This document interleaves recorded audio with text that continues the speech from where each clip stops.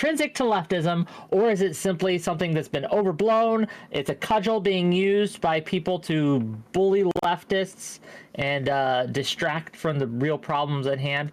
We're going to talk about it. We've brought together a wonderful group of guests, and I want to give them all a chance to introduce themselves, their thoughts on the topic, and then we'll kind of get going. Is CounterPoints coming? We will see. I don't know. He may have some issues. I hope he will be here soon. But either way, the show must go on. And we're going to start with Ali the Spurg. Go ahead. Yeah, so my name is Ali. I think there's less of an anti-Semitic issue. There is obviously anti-Semitism happening within the left. However, I think there's a big conflation between anti-Zionism and anti-Semitism, and I think those two things need to be separated. Okay, we'll get into it. Miss Brianna, please. Yes, my name is Brianna Wu. I'm executive director at Rebellion PAC. I also run special projects over at Progressive Victory. And yeah, my point, I think we're gonna have a lot of agreement here tonight. I think all of us understands Israel's foreign policy directionally has been very. It's been really destructive and harmful and violent and disproportionate towards the Palestinian people. At the same time, I'm really seeing a lot of discourse on the left that, in my view, certainly falls into anti-Semitism. And I think we're doing the famous leftist playbook where we go after our own. And I think we're about building a coalition to provide real pushback against Israel's foreign policy. I think it's really important that we nip this anti-Semitism in the bud. Excellent. We'll see how it goes. Carl Max, what you got? Well, I think that there is a lot of issues with how people have spoken about this, but I think that the issues come from the same people that we always see saying the worst shit. It is the usual kind of tankies. It's the usual suspects, right? And these people, though they've always been there to always say really stupid things, they've never had a real effect because these aren't people who actually take action. And really, what are they going to influence in Palestine? I know that these people are annoying and shitty, but I don't think they're, first of all, mostly, I don't think the leftists are anti-Semitic. I think they're people who want to be radical and they want to LARP, right? And I think the people who are anti-Semitic aren't leftists and are people who are just anti-Semites looking for an excuse to be anti-Semitic, right?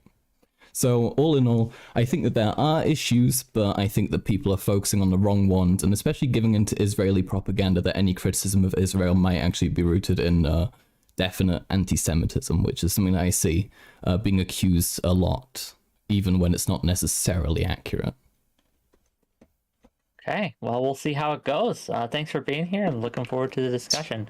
Last but not least, at least until CounterPoints arrives, Sock Done Left. What are your thoughts?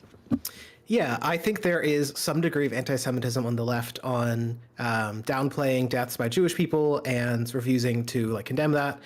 Simultaneously, I think it's important to recognize that anti-Semitism on the left is something like 5 times less common than it is on the political right, and anti-Semitism on the right has political power. People like Donald Trump are actively calling for the slaughter of Palestinians. And not in terms of anti-Semitism, but just bigotry on the right has institutional power in a way that it does not on the left. I would totally agree with Karl Marx that the types of people who tend to be the most radical, the most LARPy or whatever, tend to also be the people with the least institutional power. And so, yes, it exists, and yes, it's a problem, but only insofar as any insane beliefs are a problem. Is Possadism and wanting a post-nuclear socialism a problem? Yes, but I don't think anyone should give much of a shit. So. It's more important than that. It's bigger than Possadism, but yeah. Fair enough. Well, I guess I'll stand in for CounterPoints till it gets here, and I'll give my criticism of what I've seen. Okay. I talked to Lonerbox last night, and his position resonated with me. It's not so much that I see anti-Semitism coming directly from the left. Right? They're not going out and hating Jews, etc. But the problem I do see, and it is I think a problem that is bigger than some on this seem to think, they run cover for it.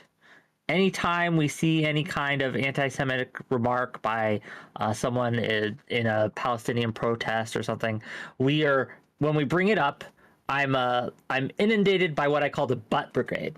Right. So what I mean by the butt brigade is when I say, "Oh man, those people pulling down those posters, that's pretty gross." But Israel. But what is the IDF doing in Gaza? But Netanyahu, like every single time. And I think that this minimizes a very real problem. And while it may not have, these people may not have any institutional power now, we are talking people with millions of followers, millions of sub counts, right? Big dwarfing us all, right? Talking about settler babies and things like that. How can we say that's not actually an issue and that's not something we actively should be not just ignoring and poo-pooing away, but actively going ahead and confronting and fighting against? Go ahead. I think that's dead on, Wick. And I think one of the most basic tenets of morality, like if you go read your Noam Chomsky, is the same moral standards you expect of other people, you hold yourself to, right? So I think if all of us very correctly want to call out racism, sexism, transphobia, homophobia on the right, I think it's really important to have our own house in order. So I fully agree with my other panelists have said, I believe Sostan Left, it was you who said it was like 5 times worse on the right. I haven't seen that study. That seems very believable to me. I agree with you proportionally. It's probably not as big of a problem, but that should just mean it's that much easier to denounce. And Wick, to your point, anyone that has talked about this anti-Semitism on the left, like my mentions have been a war zone for days here. And I get attacked with the worst stereotypes telling me that like I'm for Palestinian genocide, with people that will not look and say I've been extremely critical of Israel's foreign policy for literally 15 years on Twitter. There are tons of public statements out there they can find. There's my own statements within the last 2 weeks. And it so instantly becomes so heated that it is an environment where it's very difficult to push back on this stuff. So what I need from my friends on the left, I agree with you. We need a change in foreign policy. We do need to denounce this tactic Israel is engaged in that is not going to give them the policy outcome that they want. But we need to be able to call out anti-Semitism on our own side. It's so obvious. It's the most basic requirement of being the thing that you, like having the same standards for yourself you expect of others. Just to speak briefly to that study that I mentioned, I posted it in the like group chat thing. It's Royden and Hirsch, 2023. Yeah. Go. What's that? Cool. Yeah, I'm looking it over now. Continue though, please. Just all I was saying on specific statements like, quote, Jewish people have too much power in America. It's like 5% of liberals and 40% of conservatives. So when I said 5, you could even say it's 8 times. It's a lot of young, and this is young conservatives too. Older conservatives are less anti-Semitic, but Groypers are unironically the future of a third of the Republican Party. So institutional power again. I hear you, but do you agree that we need to structurally call this out and get our own house in order? Because if we don't, I really worry we're going to become a version of the Republicans. I think it should always be okay. Go ahead. Isn't this an issue that we see with every single conflict, though? I mean, if you criticize Israel, you'll get called a Hamas supporter, and if you criticize Hamas, you'll get called like a Zionist. It's just something that will happen, especially with the internet, right?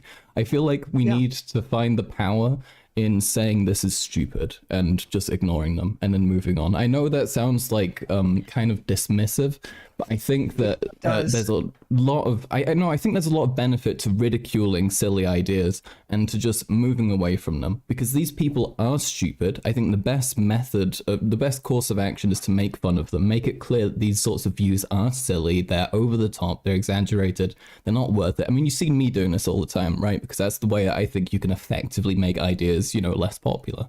And I feel like that's kind of the only real way we have, right? I mean, what else are we going to do? You can't really exile these people or something, You can tell them it's stupid and then you kind of move on. Yeah, go ahead. Let's go Sockton Left, then Woo, and then, yeah. All I wanted to say is that I think the amount of criticism should be roughly proportional to the amount of power. And so vanguardists do have a decent amount of power. I want to say when you look at all of YouTube views or something, they represent a fifth of socialist YouTube views, something like that. It's not nothing. They have a lot less power in the real world even than that. They don't represent even a fifth of the real world socialist movements. They're a tenth.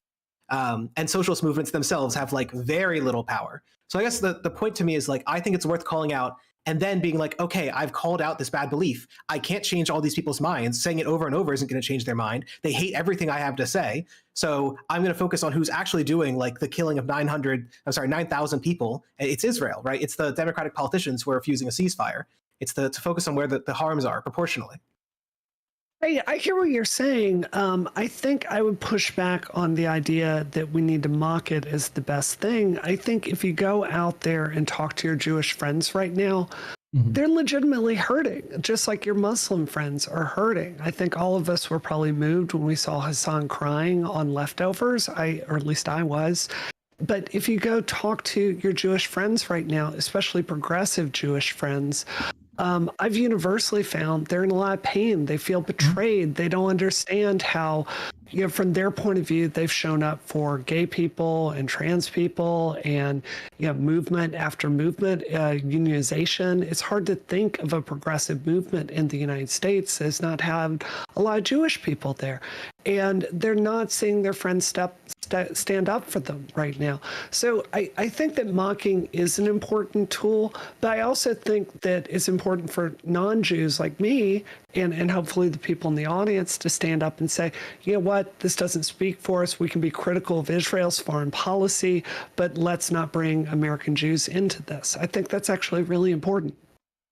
Sure. Just a real quick housekeeping thing. CounterPoints reached out. He isn't going to be able to make it today, unfortunately. We hope that his situation improves, and that's okay. But I do want to say this as well, right?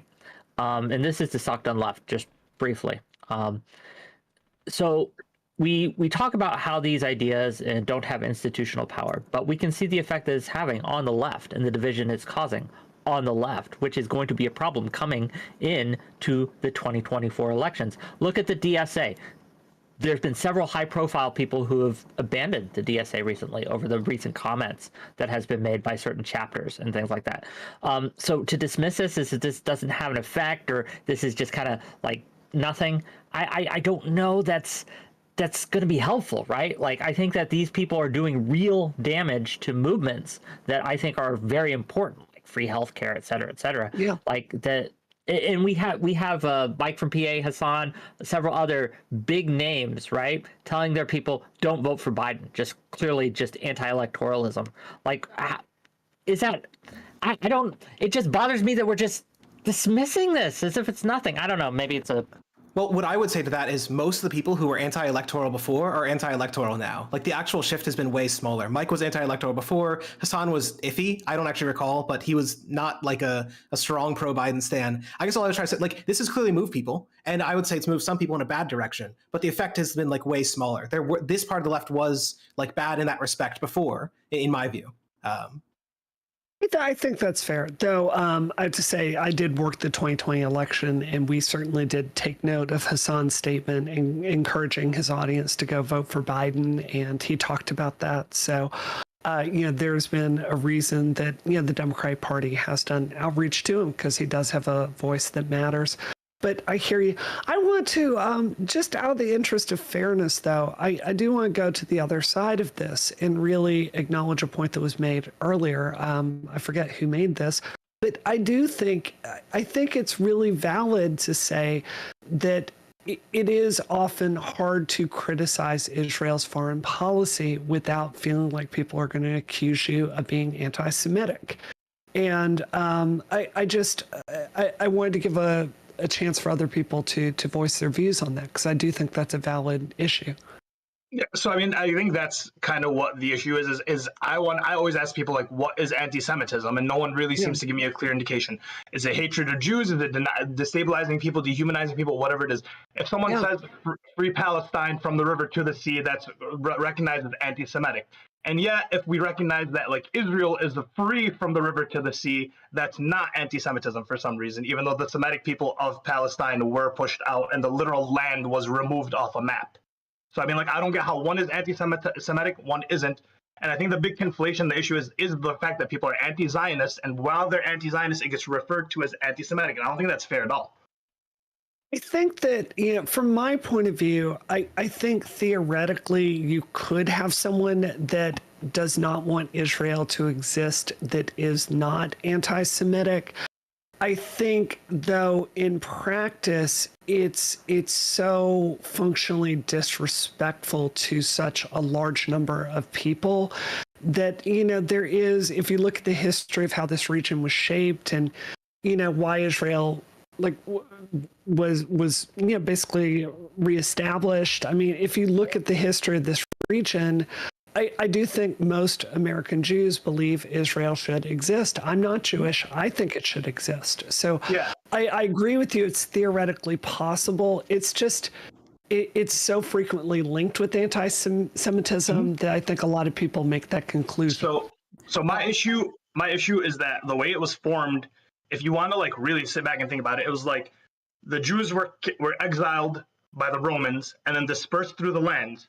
And then the Holocaust happens, and so now the way I'm seeing it is the Palestinians are now being dehumanized and displaced through the lands, and the only thing left to come would be like a Holocaust for us to feel bad for them and be like they deserve the land. So I mean, like, yes, although I can understand why American Jews believe that like Israel should be a thing, I'm not saying that like the Jewish people shouldn't have a home place, but to displace another group of people for a home place, and then anytime someone says anything negative about that displacement is like it gets referred to as anti-Semitic, when the actual people of the land, the Palestinians, are the Semites who are being displaced. So People how's that just not don't want it to be an anti-Semitic? ethno-state. I'm gonna. Yeah, sorry. No, it's fine. But I'm gonna again channel my counterpoints energy today, since he's with us in Spirit Gang and he has possessed my body for the moment. Okay, that's absolutely fair, but we have to take context into consideration here. When on the day after the Hamas attacks, people are chanting "From the river to the sea, Palestine will be free." That's right. The day after, they're saying "Intifada, Intifada." Yeah. We want an Intifada from Britain to Gaza, right? What am I supposed to take out of that, right? So although I don't agree with that, I don't agree with the celebration. Do you not understand it? Sure. I can understand, but You know what understanding doesn't help the people who are displaced, like think even though they're this okay, is right? Hamas is a terrorist organization to the people that live in Gaza, you don't understand how this could like possibly be seen as like the initiation of a liberation. It wasn't for those people in Gaza doing this. It was fucking white people in fucking San Francisco, right, or Las Vegas or Los Angeles, sipping on their lattes, right, chanting this. This wasn't like Gazans. Listen, I've had a It was like slight problem fucking with people. I don't know. I have a slight problem with people who have no ties to the lands having like a lot of opinions. I'm not allowed to tell people to like be quiet or anything because freedom of speech, say what you want, and if you're gonna root for us, I'm with it. But there is a small issue with a bunch of people who have no connection, no ties, and no information on what's happening that are in support of it. Yeah, I can agree with that. No, I hear you on that. I just want to say one of the reasons, I mean, look, I want to be honest. I think Israel has the right to exist. I think that it's good for America to have an ally in the region. Hold on, let me finish. But the reason I personally have not gotten really, really invested in talking about like, the history of this region or like relitigating all of that is I think you're right. I think that it strikes me as a little bit similar to cis people with really strong opinions on trans issues, right? So I hear you on that, which is why the WIC panel I said yes to was talking about anti-Semitism on the left, which I assume means here in America. So, So I feel like this I'll let you go, but to be clear, it's globally. Like we're talking Britain, we're talking Europe, we're talking everywhere. Fair enough. Fair enough. Go ahead. So Wick talked about adding context, and one of the things I felt worth adding is that from the river to the sea is one of those statements, like Israel has a right to exist, that mean different things from different mouths. From when a leftist, like a hyper-socialist leftist is saying from the river to the sea, their dream is a binational or plurinational, whatever, nation of Israel or nation of Palestine that includes all people, all ethnicities, all together, all as one, egalitarian. When someone like the far right, like a reactionary theocrat says it, they might be saying wipe Israel off the map, kick the Jews out. So like again, same statement, different mouths. The same is true if Israel has a right to exist, which is why I asked you to clarify. Because from a Zionist, Israel has a right to exist means everything Israel does is justified. It's a nationalism statement. No, from like the left, it can just be something like, please don't kick out all the Jews. Yeah, please don't like commit another. And just one more thing, I think a big problem with this issue and the way we talk about it is for a lot of people, we're watching people speak about this issue like it just happened on October the 7th, and this is the beginning of like all traumas and tragedies. And for the rest of us, some of us are looking at it like it's kind of hard to just be like, well, okay, let's focus on this one individual day when it's like histories have been happening, you know? Yeah, no, I really hear you about that. And let's just be really honest. I mean, I think that this is an electoral issue, at least here in the United States. I think we are really complicit in not looking at a lot of our areas of foreign policy. I mean, my God, look at how long we were in Afghanistan. I don't think America ever had a really honest conversation about Iraq and the consequences of Bush's decision there. And we certainly have never had a really detailed conversation about what the cost is of Netanyahu's foreign policy, which has been enabled by the United States. I fully agree with that. At the same time, I've got to give you pushback and say, for the same reason, I've been extremely critical of the statement, defund the police. If you want to have a conversation in this country about reallocating the way that we provide public safety in this country and earmark more money for addiction, things like that, mental health, social services, I'm on board with you. But I do think there's a portion of the left that enjoys going to the most inflammatory, toxic rhetoric possible and daring people to disagree with them. And I think this particular statement, I understand that there's a historical possibility of saying this in good faith, but I think a lot of Jewish people read that and it sets off their Holocaust alarm. So I think there are better ways to express that same sentiment. Well, that's how Palestinian people and Arab people feel when we see I stand with Palestine or I stand with Israel, right? We like you stand with what they've been doing. You stand with like what we see. You stand with the dehumanization of like the Arabs, Muslims, and the Palestinians. You stand with the destabilization of the Palestinians. You stand with the displacing them, and that's what we see when we see I stand with Israel. So it's on the same side. That's why Wick, to your point, the whole like but this but that, there's a point to why we say that. There's a point why we bring up the other side in our arguments, because it's constantly thrown in our faces. I think that's fair. I think there's a lot of pain on both sides, and I think Muslim people in the United States, I mean, you know, people just forget about the Bush years and the aftermath of 9/11. There's, I mean, just in this country, without even getting into the history of that region, right? I think that's really fair, and I would hope in my public statements I have not minimized that, because it's not something I would want to do. I do see my Jewish friends hurting though, and I do want to speak up about that. In the again, in the spirit of counterpoints, that's frankly, Ali, I love you, but that's kind of bullshit, right? How? So let me tell you why. We don't have people going around ripping off the posters of killed Gazan children, right? We They don't have that happening. posters of killed We don't have Gazan the posters. children, no, because they're not doing international propaganda. They are, instead of putting up posters of the Because Israel has way more money to make propaganda, and they care way more. Israeli kids, and not even just Israeli kids. There were Thai Dude, people they were there, hostages of other Hamas. nationalities. What's having posters in Paris Again, going we to see do? video after video of people just going around ripping them out, and even worse, there are people who run cover for that. Do you think that the people are actually like bringing hostages to like London or something? Do you think that they're actually like bringing the hostages like to those places? Because it's not like, what would the strategic benefit be to that? They have them for a reason, right? It's so they can barter with them. The purpose of posters is to spur sympathy for the Jewish people that are being affected by this war and conflict. That's what those posters are for.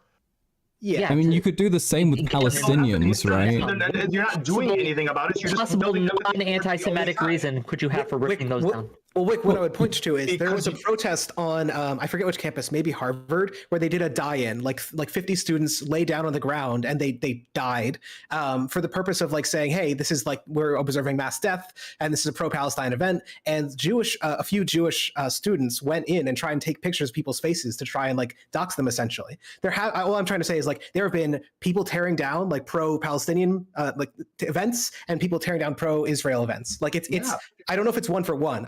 It's not fully one side. And again, we don't have crowds and mobs going to a plane, right?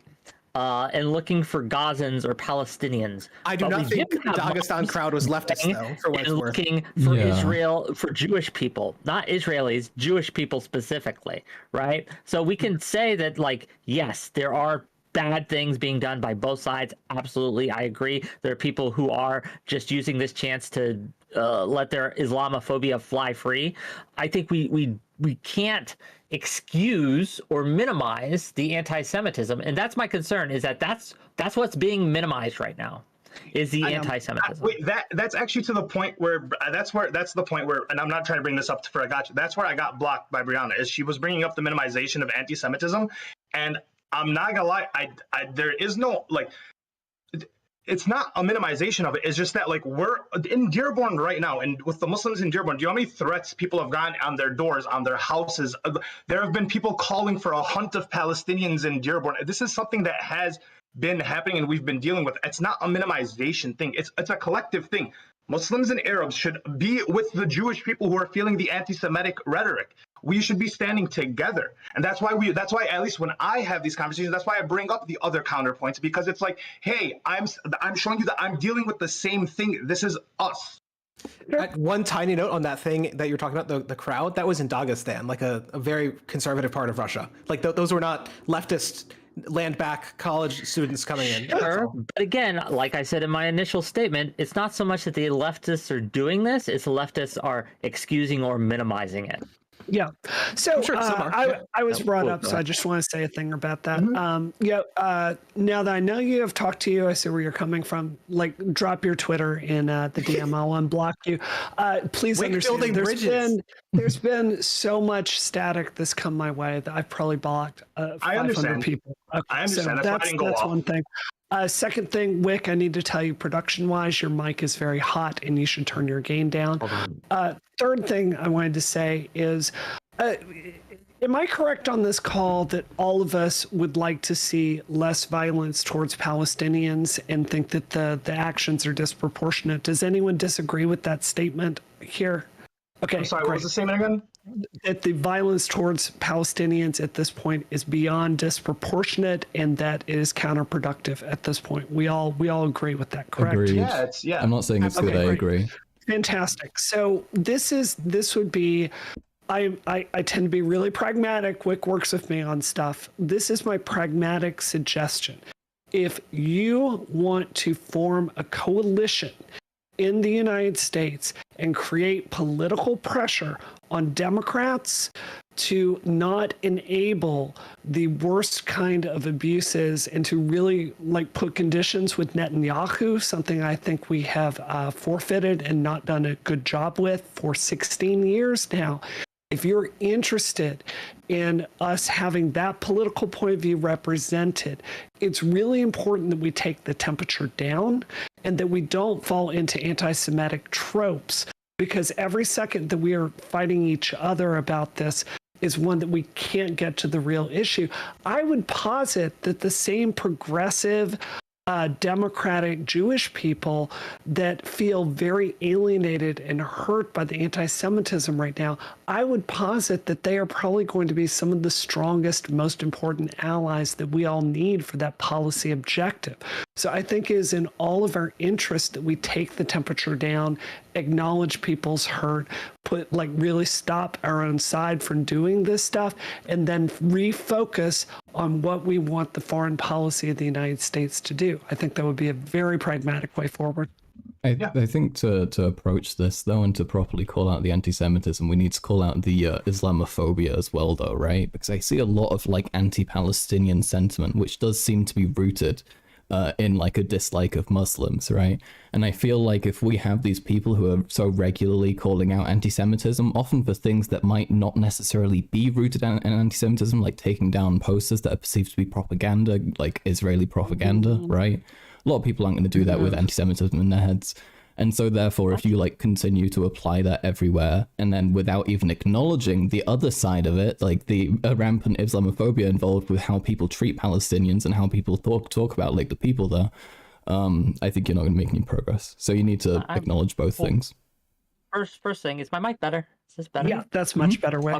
Okay, just wanted to make that clear. But see, this is Max, right? What's up? We make all these excuses, right, for the people. Maybe they don't have any hate in their hearts. Maybe it's just propaganda that they're trying to forcibly rip apart and things like that. Maybe. But then oh, we got to talk about Islamophobia now. Islamophobia is a real problem. Why the not stuff both? that's happening in Dearborn is a real problem, but we can't talk about it while at the same time minimizing or making excuses for it. right. Why can't we We're just not, say? though. Why We're can't we not. simply say, yeah, You're the people who misascribing antisemitism if you are to things that ripping off aren't. the posters of kidnapped kids, you're probably a bad person. And if you're going around Dearborn talking about hunting down Palestinians, you're probably a bad person. We don't Rick- need to run excuse for either of these groups, either of these people, right? Do you truly not see how anybody could see the posters of missing children who they know are like in Palestine being held hostage by Hamas? Do you not see how people seeing those posters internationally, like in America, a whole ocean away, might think that is just propaganda? I think that if they think that, that's rooted in their anti-Semitism. Wait, See, this is the I issue. thought it was This is the propaganda. issue. You're falling for the Israeli propaganda by doing that, right? I think it's not propaganda. propaganda. I'm anti-Semitic. Could it not be propaganda, Wick? Are you sure? Okay, so when something happens in Gaza and we see a bombed out ruin of Gaza, we put that on the news. We post, but it's an ocean away. What am I to do about it? Why do we do that? To It's a bit spread different from awareness of missing what's children happening, posters, though, isn't it? right? Just put awareness of what's happening, what actually happened, right? So that it's the same vein. The people putting those posters up of missing kids, right? Of kidnapped, not missing, kidnapped, to be clear. Kidnapped kids, kidnapped workers, kidnapped individuals. Yeah, they're trying to spread awareness. And I mean, we don't have to. Awareness is we don't have to make it when into the people something rip that's off, and when the people rip off the posters, it minimizes that awareness. And when people say that Israel has the right to defend itself, it minimizes that awareness, right? Wick, I guess I would just say awareness is maybe not the right word to use, because I don't think there's anyone who's not going to be aware of like the crimes involved here. The point of it is to spur support for Israel and opposition to a ceasefire. Like just more concretely, I don't think they're like, I don't think you're aware of this. Here's a face of a kid who was kidnapped. It's support the bombing. That's the point. I the don't think posters? so. I think it's to keep the pressure through the State Department and the I think it's just to make this a mission priority. And All of the above, honestly, hold on just 1 second. I'm not Jewish, but I would guess that the memories of the Holocaust are really like playing into this for a lot of Jewish people. So I understand being angry. I understand perceiving this as propaganda. I don't agree, but I think it's so counterproductive for any of the policy goals that it sounds like we all agree on, because I think a lot of people are going to interpret this as anti-Semitism. I just want to be honest. I do. Yeah. Yeah. So my thing is I've been on the stance that like Palestinians are Semites and anti-Semitism applies to them as well. I don't think it's Islamophobia that's happening to them. And so like when people are talking about when people are consistently throwing anti-Semitic at like Arabs and Muslims and the people that are if we just defending used like anti-Jew, would it help? Is it just a word that bothers you? If we no, just said it's honestly not the word. It's like the idea behind the word that like we're minimizing the effects that are happening to like Jewish people and like Israeli people, but for some reason no one wants to talk about the minimizing effects that are happening to Palestinians and the Arabs in the town. Just real quick, what do you mean? We're like, look at what happened with the not Al-Aqsa. There was a hospital, right? That wasn't minimized at all. Media, like mainstream media, New York Times, etc., ran with this and blew it up all out of proportion, immediately blaming the IDF, right? Sans any evidence, right? So to act as if the mainstream media is minimizing Palestinian casualties as just counterfactual. We look at this is saying that's actually being looked at through a microscope and being gone over, right? We are all throughout every major news network is calling this shit out, right? I just don't see it. But again, we have people on the left, and this is the topic today, running cover for the people who are ripping off. We have people on this panel who are running cover for the people going around ripping off posters of kidnapped kids. And I think that's gross. I'm going to be real with you.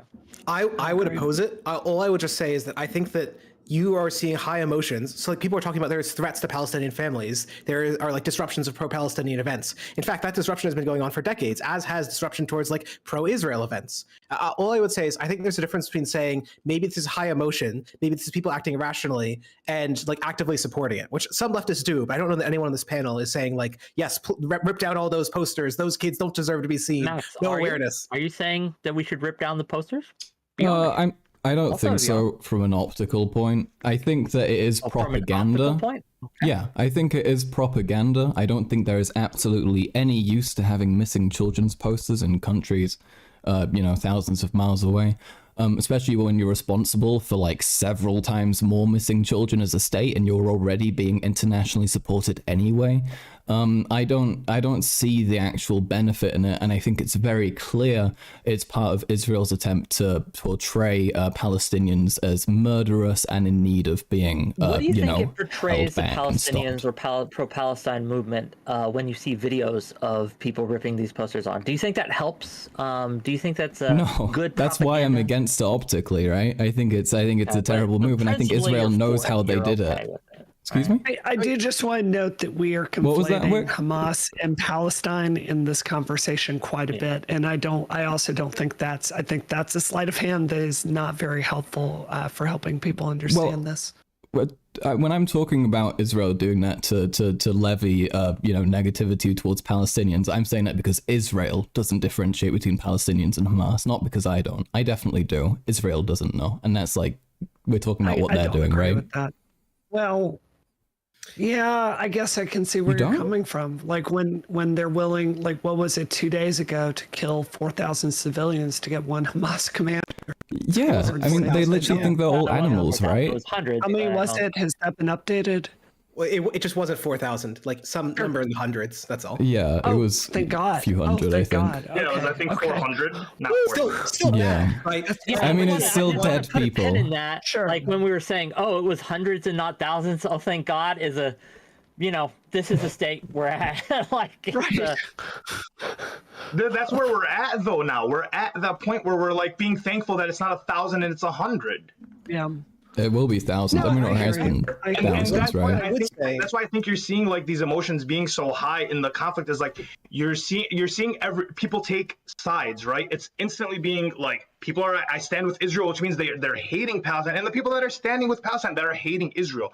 And it's because of like the history that's come with it, and now people are having these conversations about the acts that are happening today, as if the acts that happened like these past few weeks is the history. And I think that's where like the arguments and the anti-Semitism and the huge emotions you're seeing. That's why you're getting like the amount of protests that you're seeing filled with like a lot of negativity and anger. And it's because when people are protesting, it instantly becomes, oh, you're celebrating Hamas, when it's like, no, that isn't what was happening. And you can talk to people and you could know that wasn't happening. If anyone was going to experience anti-Semitism, if anyone has any right to be anti-Semitic, it would be my parents or the parents of the people that grew up in Dearborn that fled their countries from the wars that happened, with the PTSD of the shit that's happened to them. They would be the anti-Semitic ones. And yet my dad, from a very young age, when I went up to him, when I was a child, and I was like, do we hate the Jews? He looked at me, he said, no, Jewish people did nothing. They're just Jews. They are just people. We are anti-Zionists, though. And that's my father, who is not like he came over here as a foreigner. If any group of people would be anti-Semitic, it should be the people in the Muslim majority city and Arab majority city, and unfortunately, it's just not. We should also discuss I really hear you. We should also discuss how Israel. Max, and then Wolf, you wanted, and I have something to say. Go ahead. Good. Yeah. Okay. We should also be discussing how Israel isn't actually protecting all Jewish people and it's protecting Zionists, right? Like we have seen cases and reports of Israel going after non-Zionist Jews. So I think to act like protecting Israel is to protect Jews is just kind of wrong, and it's falling for their like line, right? You need to be aware that Israel isn't out to protect all Jews. It's out to protect the ones who, want to protect Israel's interests, and not just anybody. And by protecting Israel, you're not necessarily actually just like being anti-Semitic or whatever. You could just be falling into some kind of basically just an idpol trap. I don't know. I think, I just want to make y'all aware, you're falling into a lot of stereotypes and statements, like assuming, like Jewish propaganda. I mean, just What? a lot of stuff. Wait, that you're saying I gotta Israel tell just you, doesn't make propaganda? What are you trying I to say? think What do you all mean by that? nations, I think all nations make propaganda, but Yeah. it's like So, Well, if I let her finish, and then you can respond. Go sorry. ahead. I don't know. I really feel the hurt here, and I genuinely appreciate the chance to engage with both of you on this. I really hear that and acknowledge it. At the same time, I just want to be honest and say the way you're talking about Israel and the Israeli people, it just feels kind of Not the Israeli dehumanizing, people. right? I have Israeli Sure. friends. I went to Israel a few years ago. I'm good. I know like young Israeli people who are anti-Netanyahu and are totally You got normal, many right? Israeli friends? Yeah. You have a Yeah. Israeli friend? No, but like actually, I went there. I had like a whole school exchange thing, and it was great. It was nice. They were lovely people, right? Because there are tons of lovely people there. That's why I don't understand why you're falling for the line of defending the state and saying, like, calling out Israeli propaganda. It's now anti-Semitic because it's Jewish propaganda. You are falling for the thing. This is what Israel First of all, wants it's you to not do. proven that those posters came from Israel, or if there is evidence, I've not seen it, and that's the What? kind of thing you're just Okay. assuming. That's very But then difficult. it would still be. It makes it hard Let to her hear. finish, and we'll have it It back in the makes Sorry, it comments. sorry. hard to hear the rest of what you're saying when you're lapsing into statements like that. It feels like I acknowledge the hurt, but it feels like the hurt has gotten you to a place where it's kind of driving your evaluation of the situation. But I don't really see how this affects my evaluation of the situation. I'm still saying it's a terrible thing those people died. I'm still saying that we should be anti-Hamas. I'm saying that those I'm talking posters about the serve posters, to be clear. they have no purpose. Do you think they have a genuine purpose outside of Yes. swaying public opinion? Yes.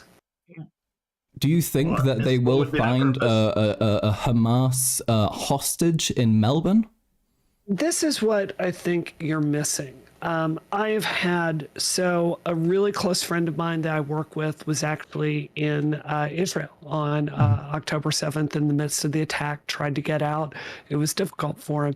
A lot of people that I know have been extremely worried about their friends and families like being targeted or harmed by this. And by the way, here in Massachusetts, we've got a story about a Palestinian family that's trapped in this war zone on the other side of it, and they can't get out, and the State Department is entirely uninterested in helping them, right? My mom was in Lebanon when it happened. Oh, And I'm so sorry to hear flee. that. Yeah, so it's like a lot. Yeah, it's a lot of people with a lot of things. Yeah. So this is my point here. I hear what you're saying about seeing that this could be propaganda. I think another way to look at it is, do you remember after 9/11 when a bunch of Americans went and put pictures up on, of their loved ones that were missing? I think there's a catharsis of this, and I think it's people like looking out after their neighbors. I think that's a very charitable interpretation of it. Those were I their think that's neighbors, some right? part of it. Yeah. I would agree with that if I felt like it was actually like being a community driven thing, but I don't know. Everything I've seen from it just seems like the posters just show up in different places, and I don't really see much talk about people being like, okay, let's organize, let's do this, and we'll put it all out there together, and then we can spread awareness. I've just not seen anything about that. But would you, Brianna, agree that a lot of Israeli propaganda does get dismissed under the like line that it is just like anti-Semitic to acknowledge that it is propaganda? I think that it's really hard to have a conversation in this country about, our foreign policy because of forces like, AIPAC. I was really glad to see it. I agree with that. Mm-hmm. I'm sorry, I just lagged for a second. Can you tell me what you said again? Excuse me. Sure. I basically said I do agree with you. Oh, based. W. Do we have 5 for 5 anti-APAC on this panel? Wick, are you Yes. APAC #1 hater? So I will say this. They have every right to do what they're doing. I want to be clear. I'm just saying, like, I think they're often, I agree that they often like lapse into racism, and I think they've enabled some bad people in our politics. Absolutely. Yeah. Agreed. So yes, we do have a 5. I don't know if hater is the right word, but 5 out of 5, right? Like when people ask me if I'm pro-Palestine or pro-Israel, I don't know how to answer. I'm pro both, I guess. I believe both need to exist. Uh-oh. But What is that? Are you two-stater, dead hardcore two-stater? So I'm going to quote Nelson Mandela on this. Oh my God. Right? We support Palestinians' right to exist, but we also support. This is true. This really happens, right? Like, Yeah, but Nelson note Mandela. the word Palestinians and Israelis is what he's going to say. Well, Zionists. He said Zionism. Oh God, did he? Yes, he Let me did. look that up. Look it up. Uh-oh. It's a quote. Yeah. And again, like this idea that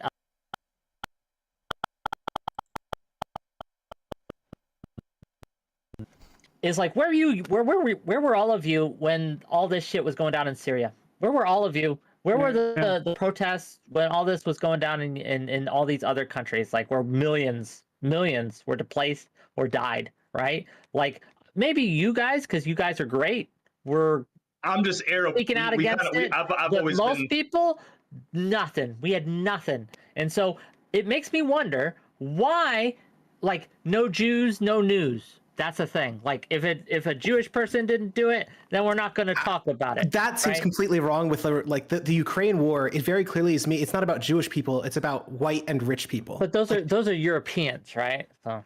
Well, that's what I'm trying to say. Like the cover, like I don't know if any of y'all have even seen coverage of the Congo, right? Something like 6.9 million people displaced. And I don't know if you'll have seen any coverage of that, but that's not because there's no Jewish people involved. It's because there's no rich or white people involved, in my view. So I want to come back to do my fellow panelists not believe in the two-state solution? Because I am almost a three-state solution believer.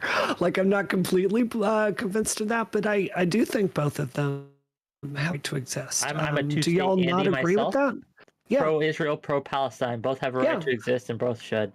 I'm not. I'm not. The Please. division of the lands for Palestine and having it be like two separate lands as one country makes absolutely no sense to me. I don't think that Israel will ever allow for Palestine to have these two countries exist in like literally around them. I'm more towards just like giving the Palestinians the land and then having it be an egalitarian, like everyone can live there.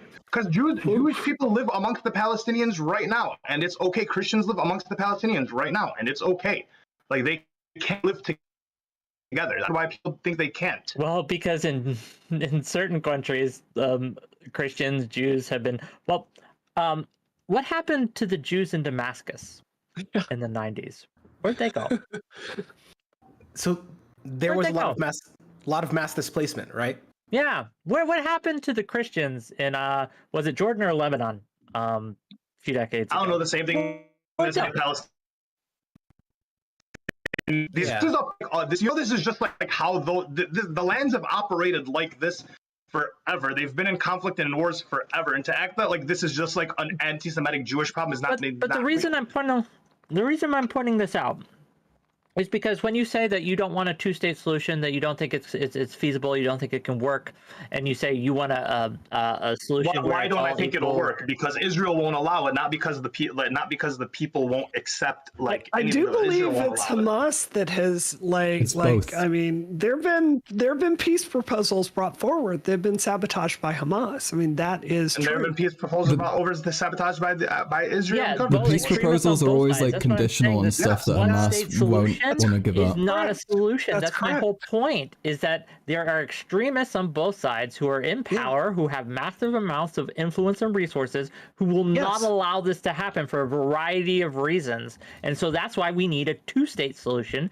because, again, if you just give the power to the Israelis, they're going to displace the Palestinians. But if you eliminate Israel, what happens to the Jews? And we can look at all the other countries in the region to get an idea, right? Can we get an equal split of the lands, or do we just go to the borders that we have now? Because that's not a two-state solution. I don't think the borders that we have now would be the solution, right? It is right? beyond the scope of this panel to divvy up Israel, which is right? why I don't go around just saying I'm a two-state solution person, because there is no answer. You're never going to get an answer for a two-state solution. It's going to be a one-state solution. It's either going to be Israel or Palestine, and I'm always going to opt for Palestine. Oh, I don't agree with that. I think there are a lot of historical examples of societies with long histories of not getting along, like figuring out through the diplomatic process a way to do this. I think, you know, stable situations involve mutually entangled interests. And I think, you know, my analysis would be that the fundamental problem right now is there are not mutually entangled interests between these two. There's just not a way for them to do trade. There's not a way for them to, you know, pursue security together. And I think until we have a framework to arrive at that, I think it's just going to be this this slow war in the region that's not good for anyone. It's not good for Palestinians when you've got the Netanyahus that keep their power through human rights abuses. And it's not good for the Israelis to have rockets fired into their homes and hold on. And we're to the point that they have to have apps announcing when it's safe to be in certain areas because rocket attacks are so frequent. I think until we have a real, I do think a two-state solution is possible, but I think it's going to take a real diplomatic effort in the region. I think we're going to have to bring in other partners, and I think it's going to involve like economic investment by the rest of the world. I don't know what solution will never happen while the right holds power in Israel, and the right's going to hold. And so I'm just saying, like, unless the United States opposes Israel or something. There's good news on that. Yeah. Right? Netanyahu's pulling in the shit. They hate Netanyahu, but they might like Likud, or they might go to the right of him, which is what you'd expect after like violence. So yeah, especially after their 9/11, right? They just had an atrocity happen to which it is the Israeli. They're recognized as the Israeli 9/11. You're not going to see a peace from these two people because the diplomacy argument is like it's tough because. As we can understand that like the Jewish people have been oppressed and then they need a state to feel safe and all that, correct? And I'm with that. Like the Jewish people don't deserve to be hated just for the sake of being Jewish, and they deserve to feel free and comfortable in a land. That's not an issue. The issue is you took this land and called it Israel and placed it in the middle of a world where there were already so many issues that in what world was this going to be like not an issue for the people? We looked at the world and said, the Jewish people are hated across the world. Where should we put them? In the center of the heated conflicts? Like, how does that make any sense? Because that's where they wanted to go, man. That's their holy land. Yeah. Okay, I mean, so that's where they wanted to go to find peace, and yet they got placed into a place where they're extra hated? I don't how does that make sense? I just want to get real with you and say there's no future where the United States is going to let Israel be eliminated. I don't think that's realistic. I think there is a future where Palestine gets eliminated. Let her finish, and then you can respond. Yeah, go ahead. Yeah. So, and I agree with you. So I think I agree with you. Like America has a long, history of turning a blind eye to atrocities in the Muslim world. Just for one example, we've never had an honest discussion about the, 150,000 civilians minimum by the most conservative estimate, like slaughtered in Bush's Iraq War II. Like we've never even talked about that as a country. So my analysis of this, because I do want to protect Palestinian life, and I don't want to see atrocities in that region, is that's why we need to be leaning into the diplomatic process. Because I think if you give Americans a choice between turning a blind eye to more atrocities towards Muslims and wiping Israel off the map, I think that's a calculus that you're going to lose. I mean, we're seeing people right now like claiming that Israel was never a land, was never a state, was never even a recognized like groupings of people, and if that isn't like dehumanizing and just I don't know. Okay, two things before we go on. $5 from Cryborn. Why aren't they differentiating between Israelis and the Israeli government? I think we covered that earlier. 5 more. From Corey Pelsman, ask any of these people who they think can lead Palestine to peace. I doubt they can name one person. I can't.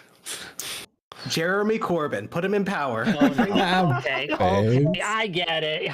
We're gonna meme. It's meme time, right? But that is a valid question. Yeah. Right. What? And this is a question that strikes at Israel too, because after they are done eliminating Hamas, what next? Who has power in that region? There aren't going to be people to have power in the region. What? There aren't going to be people that have power in the region if you keep killing everybody. Well, so to answer it more concretely, Israel's Ministry of Information put out a document that got leaked. It wasn't supposed to be public. And they said there's basically three options. One is that the Palestinian Authority, their power gets extended back to Gaza, and that means Fatah gets back in power, probably. The second option is genocide, more or less. And I forget what the third one was, but it was some midway between the two. The option 3 was kick everyone out. I don't think Gaza. Fatah wants to lead in Gaza. Well, no, that's what option 2 was. Go in and don't set up a government of like known ideological apparatus. Israel has an incentive to put Fatah back in power out of fear that Hamas 2 arises, is all. So Jesus. That is dark. I mean, that's literally what that's what the document says. So it's a fraud situation, and if anyone thinks I'm pro-Israeli in that, they are wrong. I am 100% against any displacement or genocide in Gaza of the Palestinian people. But we have to be real with this. We have to be honest that Israel is never going to go away. The United States won't allow it. Israel itself won't allow it.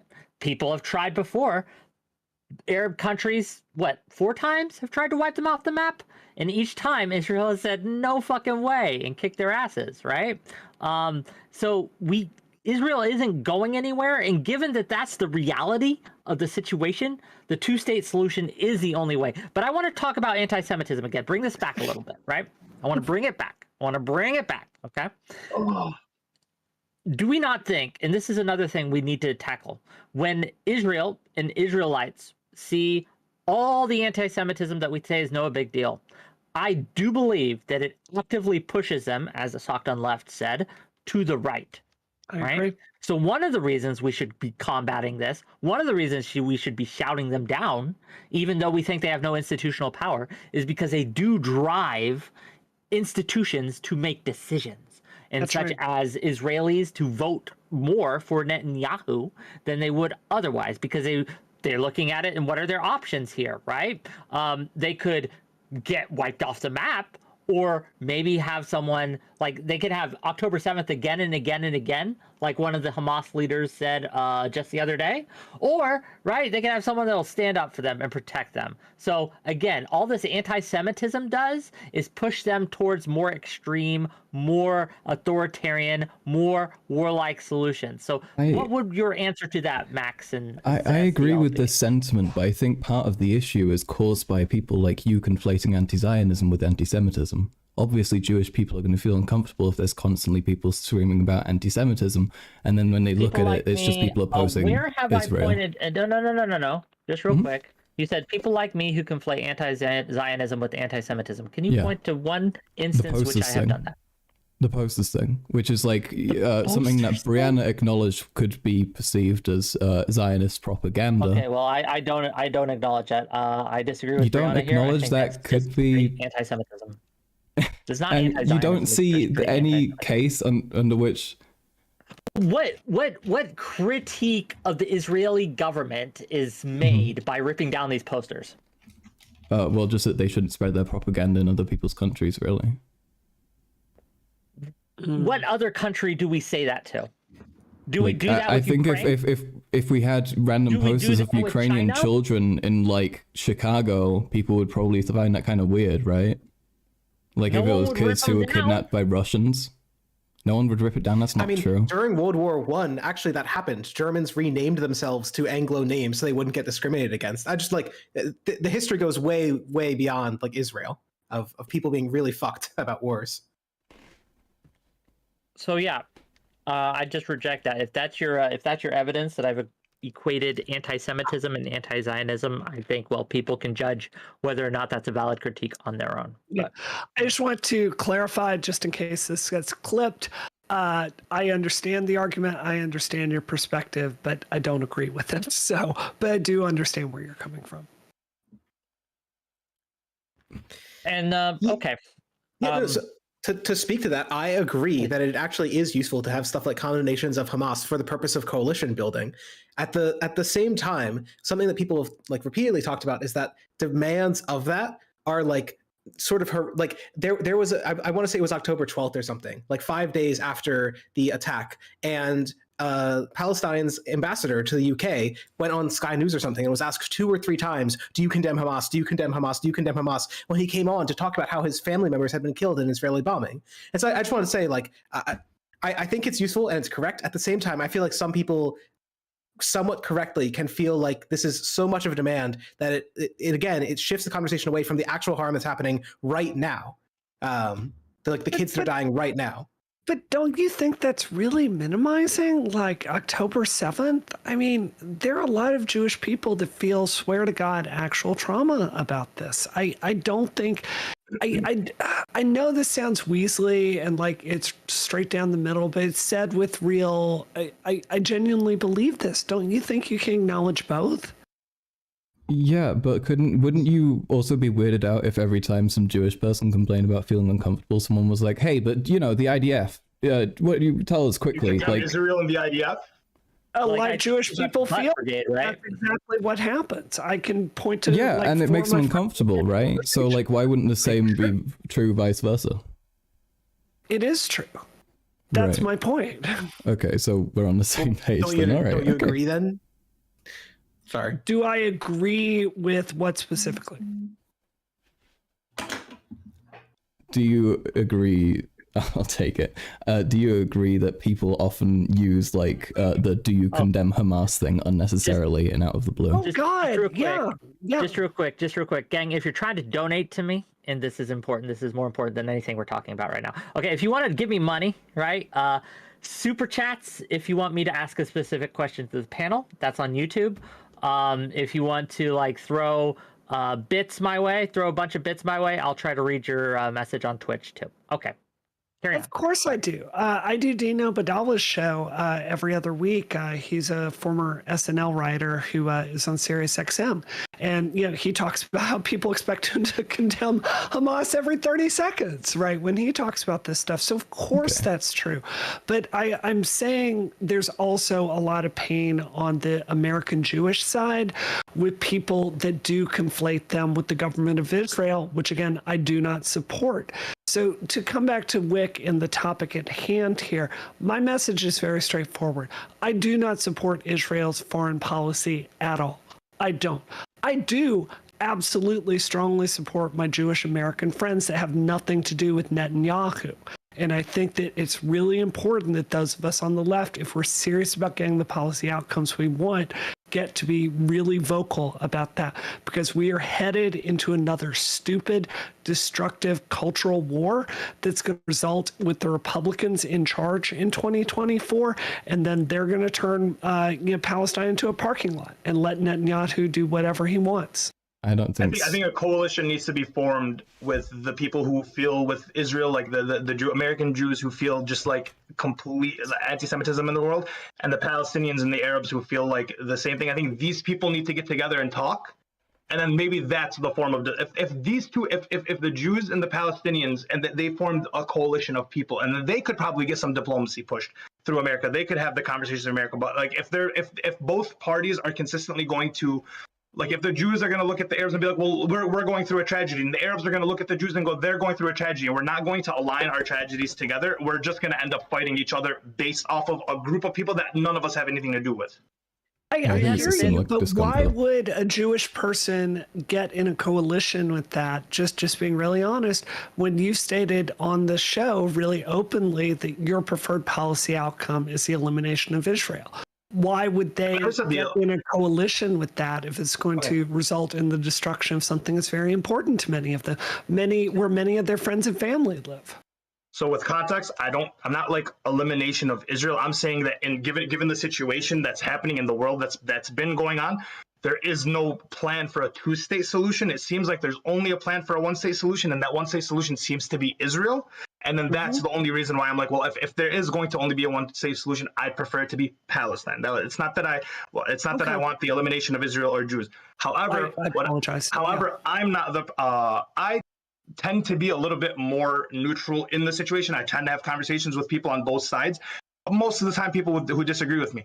I think it's important that we put the little nuance and differences aside and focus on the larger issue, which is people are dying on both sides, and the Jewish people feel with the Palestinian people, and a lot of Palestinian people do feel with the Jewish people, right? Not everyone is like an evil Zionist in the Palestinian mind, right? Sure. So if these people got together, they put whatever differences they seem to have aside and actually fight against the common enemy that they have, I think that'd work out a lot better. I think these conversations are important. Yeah. I hear you. I apologize for mischaracterizing your argument. Apparently, No, it's okay. I misunderstood that. 300 bits from Feder Methodist to ask Karl Max, would you oppose the BLM putting up posters of George Floyd in the UK as harmful propaganda? I don't think that would really be necessary. I mean, I think it would be like silly in the same way. I don't think that people in the UK are going to affect American police-related policy, and I think the UK has its own issues with police, with its own people it could use as examples. I don't think you'd need to use George Floyd. I think that would be silly. I don't think it would be like worth ripping down or anything, because I don't think that they would Not actually in the same way the Jews are, right? See, do you see what you're doing though? Do you see why I say that you're conflating Zionism with Judaism basically constantly? If you don't mind, I'll tell you why I'm doing this, because I want to make it very clear what it actually is, right? I want to cut through the obfuscation, cut through the word salad, and I want to make like, okay, do you think I dislike Jews because I say when they that? rip down the George Floyd posters? But why don't you think it's weird when they rip down the Jewish posters?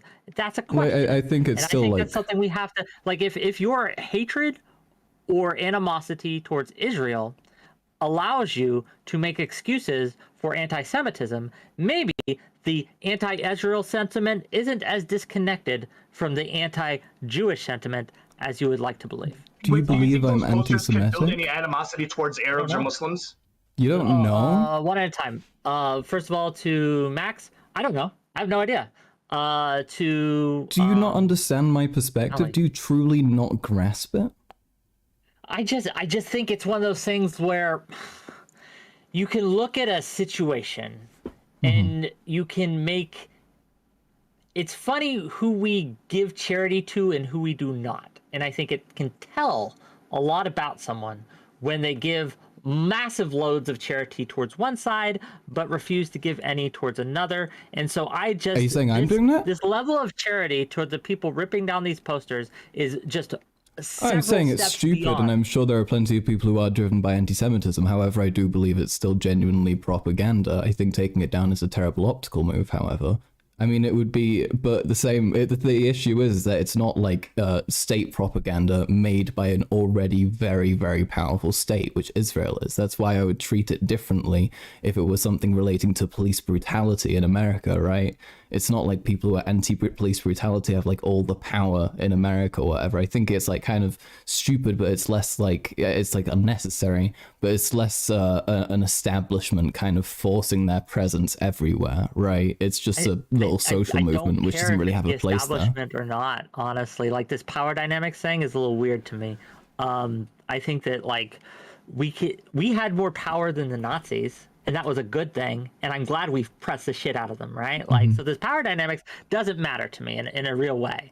But when it comes to like propaganda, and when it comes to like influence and things, there's a lot of it on both sides that are going out, right? There's a lot of pro-Palestinian propaganda that's good, and there's a lot of pro-Israel propaganda that's sometimes also good, right? Sometimes it's negative on both sides. Like the propaganda that seeks to excuse Hamas, I denounce it. It's terrible. The propaganda that seeks to turn away from the authoritarian hellscape that Israel is, I denounce that as well. But we have to look at what this is. It's pictures of kids. It's pictures, not even of Jewish. Some of them are American citizens, right? And people are just ripping them off, and that's a problem to me. But I wanted to. We'll get back to it, but I want to address Ali's concern as well. And can you restate it just so I'm clear? You don't think that these posters could potentially breed like hatred for like Muslims and Arabs and Palestinians in America or in the lands that they're posting these pictures? Considering that they are kids, they're young kids, it's going to be a big emotional boost. It's going to turn people one way or the other, right? I mean, if you If you're worried about anti-Semitism, like, Sure, and if I may, I don't think it's I'm Islamophobia because I don't think it's Islamophobia, I'm but trying yeah. to phrase this correctly. Yeah. What happened October 7th is far more likely to do that than any of these posters ever will, right? If you're concerned about Islamophobia and things like that, let's look at what Hamas did, because Hamas did, and it's not an exaggeration to say, they performed a human fucking sacrifice on October 7th, because not only did they sacrifice 1,500 Jewish people, but they also were like, we don't give a shit if Palestinians get killed. We have sacrificed them, because they fucking knew what was going to happen. In fact, that's part of their strategy. I was talking to a gentleman yesterday who said that, oh, if Hamas hadn't done what we did, no one would be talking about the Palestinian situation. He didn't say this, but the implication was that what Hamas did actually served a purpose and was kind of good. And I reject that wholeheartedly, 100% denounce that. That is just terrible. It's not good. Yeah, it's not good to use these words. But, like, yes, is there a possibility that seeing what Hamas did might turn people against Hamas? Sure. That's not what I'm talking about. Yes, it's true. So there's a difference. So, like, we have an issue where we're conflating Hamas with Palestinians, and we're conflating anti-Zionists with anti-Semites, right? So when you post these pictures up and you have people in like an emotional distress, and they're looking at these pictures of missing kids, and who's taking these kids? It's the Hamas. And who is Hamas? Hamas or Palestinians? You're breeding hatred for the posters extra don't say hatred. that. Yeah. Sorry? The posters don't say Palestinians captured them. Yeah, but the people reading them don't. Let's not sit here and be like that. That's not the push. That's not what's happening when people are seeing. We can't take away from that. I'm sorry. Like, you don't get to take away from that. I don't think the answer is to try to censor that. I do think it's a fair concern that it I don't think they should be censoring it. I'm just offering a little pushback to saying why people do. We acting like the only reason people are doing these types of things is because they're anti-Semitic. That's not the case. There is a reason why people are doing. There are emotional ties to what's going on. There is an issue that is happening, and if people do see it as propaganda to literally push more hatred towards Arabs and Muslims, yeah, I can understand why they would want to take that up. I'm not saying they should, but I can understand why they would. And the fact that people don't understand why they would and just completely relate it to anti-Semitism immediately is just a disservice to, like. So why not? I want to know as well. Happened on October 7th, because it might possibly breed contempt. Why are we not calling for the takedown of news organizations publishing pictures or photos or information about October 7th? Because it might breed contempt for the Palestinian people if people misunderstand. That's a silly thing to say. The problem with, like, American media and Western media is that we do kind of really only show a lot of the Israeli side in the issues. Like, I'm sure our feeds are completely different. I'm sure our messagings are completely different. I've seen enough Palestinian dead babies to be like, all right, cool. Like, enough. No normal person should be seeing these. But I can almost assume that a lot of the Western people aren't seeing them. I hear you, but there was a video I watched today that I believe 120,000 people gave a like to, and it's on college campus of these posters up, and you have two Muslim girls, and they're tearing them down, and a Jewish girl goes, "Why are you doing that?" And she turns around and she's like, "Hey, fuck Israel, and fuck you, and walks away. And that response, I don't think that was about like a principled stand against quote unquote propaganda that could result in anti-Arab sentiment here in the United States. Yeah, they don't like Israel, and they don't like the person defending it. That's exactly right.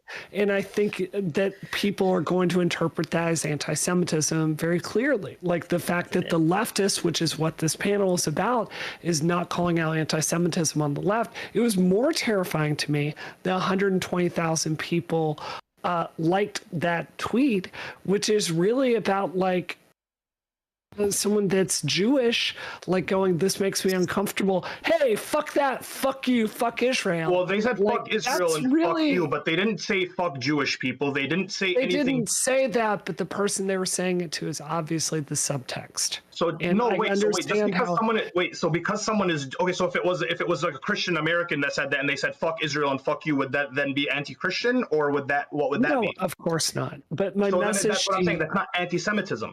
I think you're pretending the very plain situation that exists is not existing, and I don't think it's intellectually. I don't think it's anti-Semitism, but I think before we go on, Okay. I'll get you, I promise. But 5,000 bits from Principles Before Politics.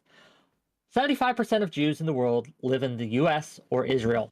What moral ground is it to stand on to say hurting you a second time by showing disregard is an okay form of protest rather than empathy and humanitarian intervention? Are you not raising the heat? That's right. It's really well said. I don't understand. I was like, can you repeat that? Because So if Who is you this are going directed to at? protest for Israel, right, or protest Israel, what Israel is doing, why use that method to do so, which simply attacks Jewish individuals, citizens, and minimizes the harm that was done not to the Israeli government, but to actual Jewish people? do you think people are seeing this as Jewish citizens that are affected, or do you think people are seeing it as like Israeli propaganda? They see it as the citizens conflation. because that's who's on the poster, buddy. There is Okay, so let me draw an analogy. It's easy to find like fight videos online, and it's easy to draw an analogy from that to like huge groups of people. But part of why fight videos are so insane is it's some random interaction between some person and like some other person. The analogy I'm drawing is that this is some random person, not an organized event, not a movement or whatever. And so it's easy to find like people being basically crazy or being insensitive maybe to like Israeli people or Jewish people. But there's a difference between that and like what organized movements are trying to do. And when you look at the organized movements of the left, they are overwhelmingly saying, call for a ceasefire, call your congressperson today. That's all I would try and say. There's a difference between like if an org was tearing down these things and a person. That's But the problem is, right, it isn't just it's some rando, right, that's doing this, because I would 100% agree with you if we had seen this video and everyone had condemned it, or most people condemned it and just like, this is shitty, this is wrong, this is bad. But that's not what's happening, right? That's right. You've got people who stand up and not only defend it, but say it's good and we should do it more. And it gets, like Brianna said, 120,000 likes, I believe, maybe more than that. Like, it's people on the grassroots level, and this should concern us all, right? People on the grassroots level are saying, no, this is okay to do, and we don't give a fuck how many Jews get hurt. We're just going to protest Israel in this. Like, even if we grant you, right, Max, that this is just protesting Israel, right? The fact that they are just okay with hurting Jewish individuals like that to do so is anti-Semitic. I think that doing it uncaringly. Hold on. As if that's their intention that's the part that's bothering. Doing it uncaringly and not being careful with the execution is a bad thing. If you're doing something like that, and I made a tweet about this earlier today and then deleted it because it flopped. But if you're doing that, you should take the opportunity when somebody records you, right, and actually try and explain what you're doing. Even if the person behind the camera doesn't understand, you should explain it to the camera, just so you don't look like a fucking idiot and an asshole who's just like swearing at people, which the person did.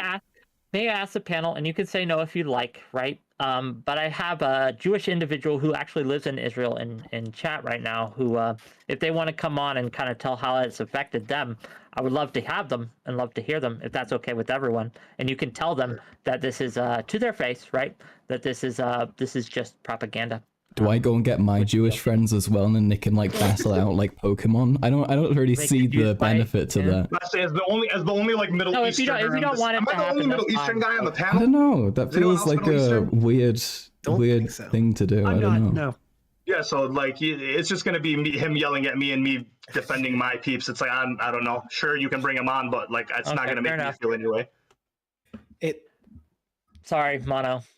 I would just draw a comparison between something that Max said and like Just Stop Oil. There's a difference between like just splashing oil on a paint building, which is usually not very effective, and then when you're getting filmed for doing that, you're trying to get your message out there. And I like there's a lot of easy criticism of Just Stop Oil that like even the way they do it is really annoying to people and actually turns people away from their message, but they're still trying to like maximize their positive impact. I think very clearly you're just seeing people who are pissed at the poster. I think because they're pissed at the situation in Palestine, and I would say a lot of this is actually emotional reaction rather than like a planned left movement. Or I would also say it's not a high-minded criticism of Israel per se. It's just, I would say all of this is really pure emotion. And it's killing our solidarity, and it's going to result of the Republicans in charge. Does anyone disagree with that? Does anyone think that this well, first of all, let me ask you this: who here thinks Biden and his administration has actually handled this situation well? I do. I do. What? You do? No, I'm Yeah, good. Absolutely. So What about like, his- coming from a group, Go on. coming from a city of people who like went Trump and went Biden and went both, the whole like voting thing is kind of like picking the lesser of two evils is kind of being less. It's not the move. No one wants to do that. No, everyone's kind of over it. We voted for Biden. It just doesn't work, man. Sorry. Wait, what do you think would have happened had Trump been in office right now? Oh yeah, Wait, listen, that point, maybe would have been worse. We don't know. All we know is- Maybe. It would have Trump definitely been worse. Trump would have been worse, absolutely. But Biden has been Yes. so bad. Back on October 18, the Yes. only vote on the United States Security Council to oppose a ceasefire was the United States. Just for an idea of how bad it is.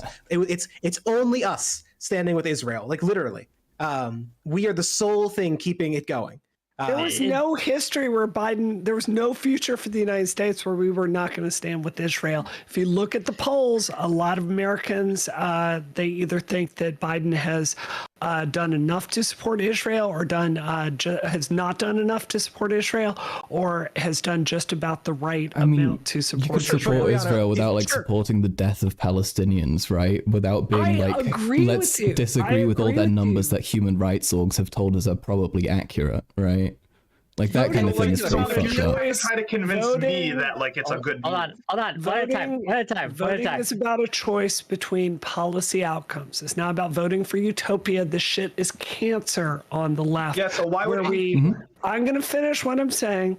There's a real sense on the left that we're going to aim for utopia and demand utopia rather than boring, slow, incremental change. My read of Biden's statements has been an astonishing acknowledgement of the overreaction towards Palestine and the deaths. I've seen him holding Netanyahu to account in ways I would not have guessed he'd be willing to go. So I think if you look at his statements through the lens of the United States and our history, I think they've actually been very strongly. I think they're the best I could have hoped for, to be honest.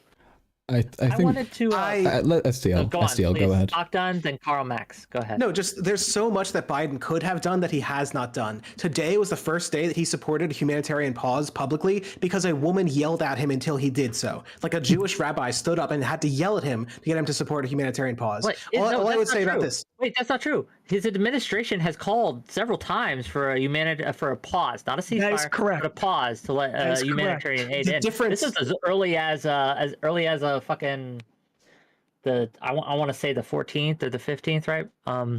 And what has he done to achieve that? So what I would say is this, like, you're correct. He has continued to oppose a ceasefire. He did support a humanitarian pause earlier, but then like days after he supported the first humanitarian pause, he voted against the ceasefire. And I know the point of this is supposed to be that there's some grand difference between the two, but come the fuck on. There's thousands of people dying every other day. 1,000 people die. I want to touch on this because I read an interesting article, not an article, but a thread from a professor in Tel Aviv, a member of the leftist movement in Israel, and he made and I'll just be very brief on this. But he said, I've always wanted an immediate ceasefire in every round of fighting between Israel and Palestine in the last 20 years. However, like almost the entirety of the Israeli left, we think that a ceasefire is not an option. And he lists a bunch of reasons why. One being that there is no way to curtail Hamas without military action. The idea wherein gradual cooperation with Hamas may be built using diplomacy or withdrawals was simply proved wrong. Israel cannot continue to exist with an Iran proxy, ISIS-like religious fundamentalist organization sworn to kill all the Jews in Israel that continues to amass military power, which allows it to do what it intends to do. And there's no hope for peace between Israel and Palestine while Hamas continues to amass power. And without its continual suicide bombings, there would have been peace circa 1996 following the Oslo Accords. Without Hamas, Gaza would thrive after Israel left. So I don't think it's necessarily anti-Palestine to oppose the ceasefire. Now, we could disagree on that. I think righteous minds could disagree. But I also want to get to the money I'm about to make right now by reading my super chats. I know. $10 from Artemis Fowl. Why is the left surprised with Muslims wanting the death of Jews and Israelis? What gave you the indication that there was anything other than an alliance of convenience among progs? And £10 from Big Hoth. Leftists have been going on for years about how anyone who's ever seen a Pepe meme is a member of the Waffen SS, but now can't even make light inferences when it's people they agree with. So the Muslim bit is interesting because Muslims in the United States are about Like, I am often frustrated with the Democratic Party on, say, trans issues, right? Like, Biden has been directionally much more weak about standing for trans rights than, say, even the Obama administration was, which was much more bold with policies with schools and expanding healthcare, right? I also look at the environment we're in and I go, what is it feasible that the Democratic Party can do? And I hear you that in an ideal world, what you would want the Biden administration to do, I think that those are options that are just not feasible in the United States system because of the polls I've just cited. Americans directionally do agree with this policy of supporting Israel, and there are a lot of very powerful forces to fund politicians and reward politicians when they are friendly to Israel policies. That's just a reality in the United States. So I think looked at through that lens of what is reasonable to hope for, look at Biden's public statements. They've been tremendously hard on Netanyahu. And additionally, I would have to say, if you believe that someone yelling at Biden caused him to freak out and suddenly change policy, that is a fool's dream. That was in the works with the State Department, which is the most slow-moving apparatus you could possibly imagine in Washington. They've been looking at polls. They've been deciding what the right thing is, and that's why he made those statements, not because of something that happened on TV. I don't doubt that this was a slower moving thing, but the thing that's brought it to the fore is that he's been consistently getting people shitting on him in the media, in person, demanding a ceasefire is all I would try and say. And as a second point, I think I just wanted to get at like a larger idea of your theory of change and how theory of politicians should behave. You seem to be saying it's popular, and this is the limits of where popularity goes, so we can't do more than that. And I strongly reject that. There is some degree to which politicians can affect public opinion. The term is something like policy entrepreneur. You can shift policy by putting an idea into people's minds. Biden could have been doing that by yelling from the rooftop, humanitarian ceasefire from day one, but he didn't. He took weeks. He could have been bringing up how many Palestinians died, but he didn't. He said that he didn't trust the numbers, on and on throughout the point. He has not been going as left as possible. He's in like the center of the Democratic Party. That's all. I agree with that, and I think and after Wu, I want to hear from Max and sure. Ali, So the reality of politics in the United States is the people that show up, the people that vote, the people that donate money, the people that put together PACs and other organizations to give infrastructure for politicians are the ones that get their policy passed. So I agree with what you're saying, but I also think it's true that just strategically for a president that is as far down in the polls as Biden is, I don't think it would be a very good move for him. So if we're serious about getting this policy to change, my theory of change is we try to turn down the fucking temperature because the conversation right now is literally insane. We try to focus on the things we can all agree on, which is that civilian deaths are a tragedy and that needs to be minimized. And we try to form a coalition to demand a different relationship with how the United States enables violence in that region and ask for more accountability. That is my theory for change.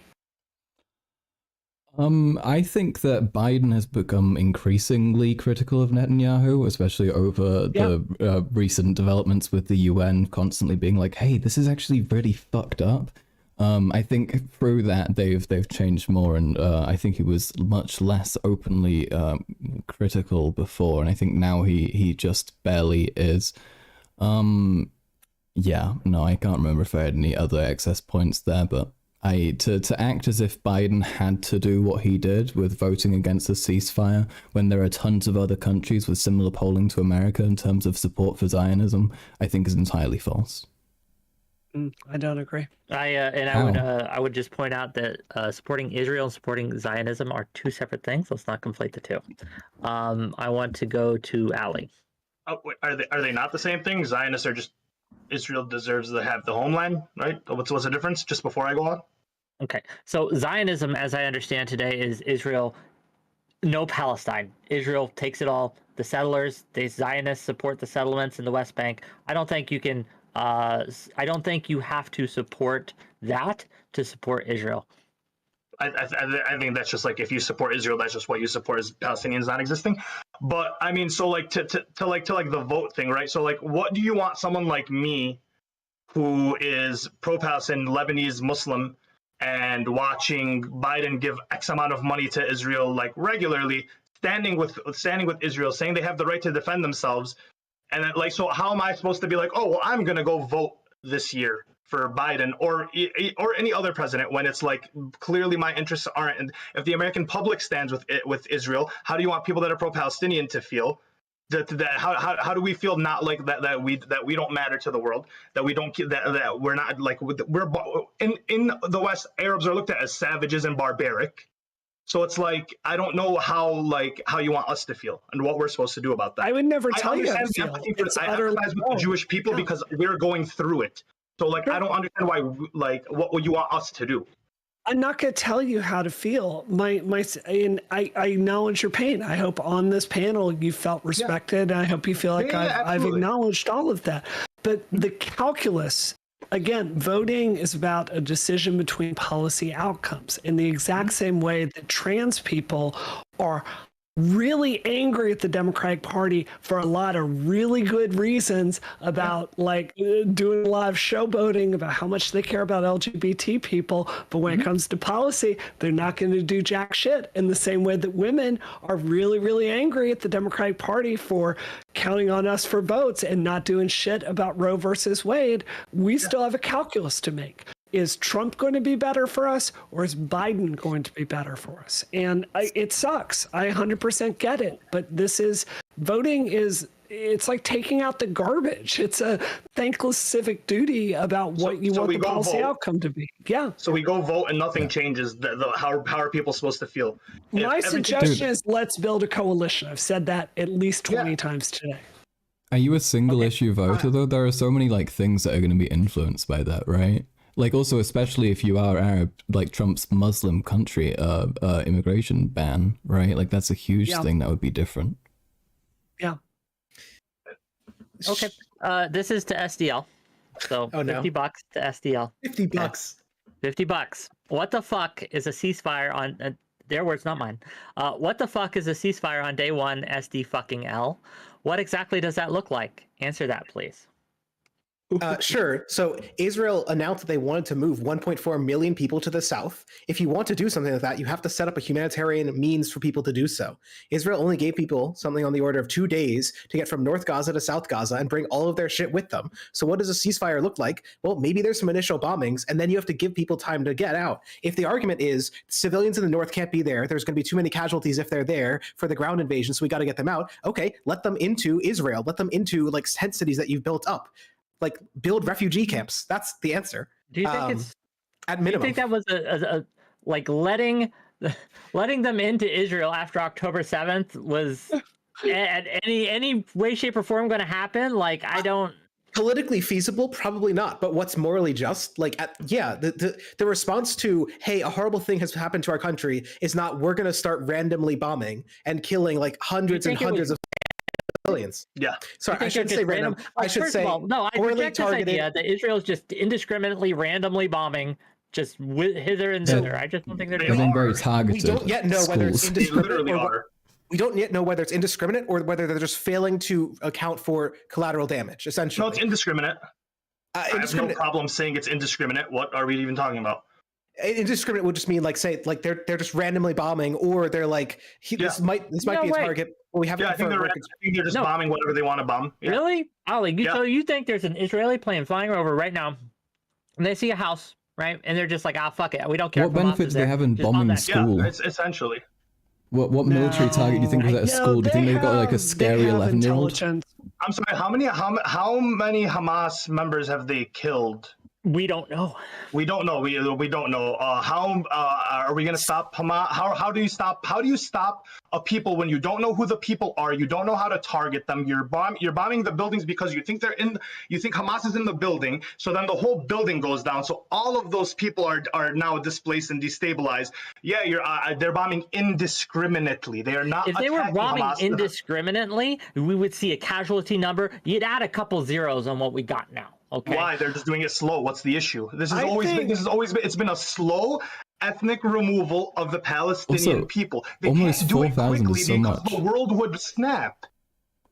Like, They to cannot act as do if it the numbers quickly. aren't huge already is also insane. Like, it's been 4,000 since October 7th. Wait, there are far too many. I want to be clear. There are far too many civilian deaths in Gaza. Far, far, far too many. Even one is far too many.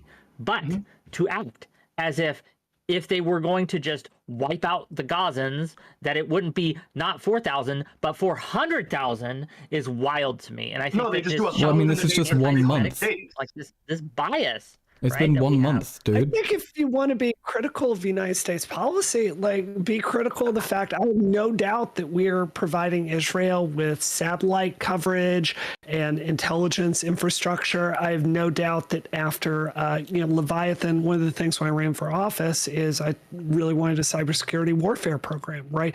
It's not really reported here in the United States. After 9/11, we had the Leviathan program, which goes into like every email, cloud infrastructure on Earth. I just assume that's much more powerful today.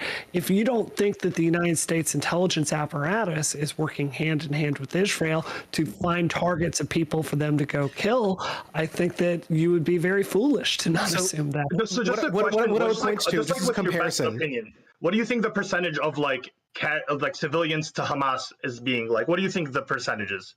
Well, given it's that atrocious. 100 to 1. What's the ratio do you guys think it is? Just like with all the intelligence that Israel has and all the them being discriminated, what's the percentage do you think? What's I the would ratio? probably guess, ballpark guess, maybe 50 or 100 to 1, which is beyond unacceptable. But I think it's it's more. not Yeah, that's indiscriminate bombing. That's to me that is indiscriminate bombing. What I would point to is that the data on the breakdown of gender and age of those killed so far is such that the maximum possible of military aged men killed is about 1 in 5 of those dead.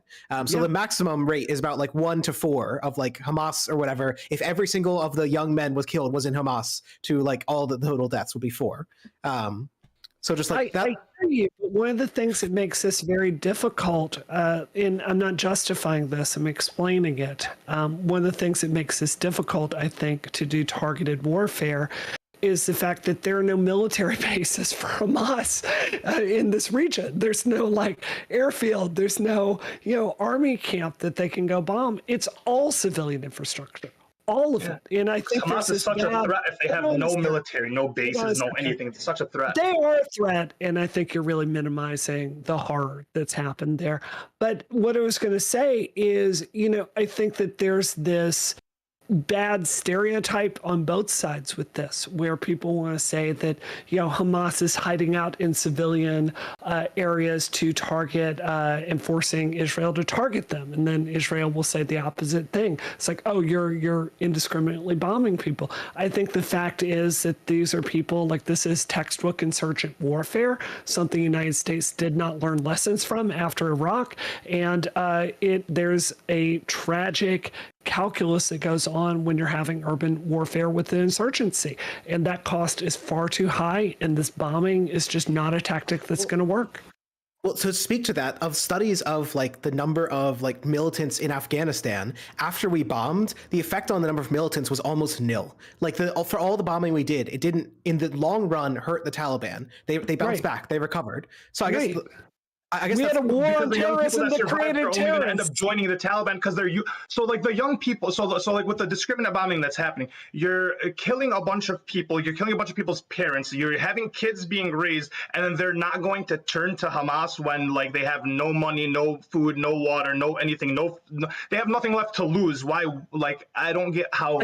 100%. We learned this lesson after. We didn't learn this lesson after 9/11. You can't fight terrorism by doing tactics that create terrorists. You can't do it. So we It's should like oppose watching the Israel. last 20 years on repeat, and it's killing me.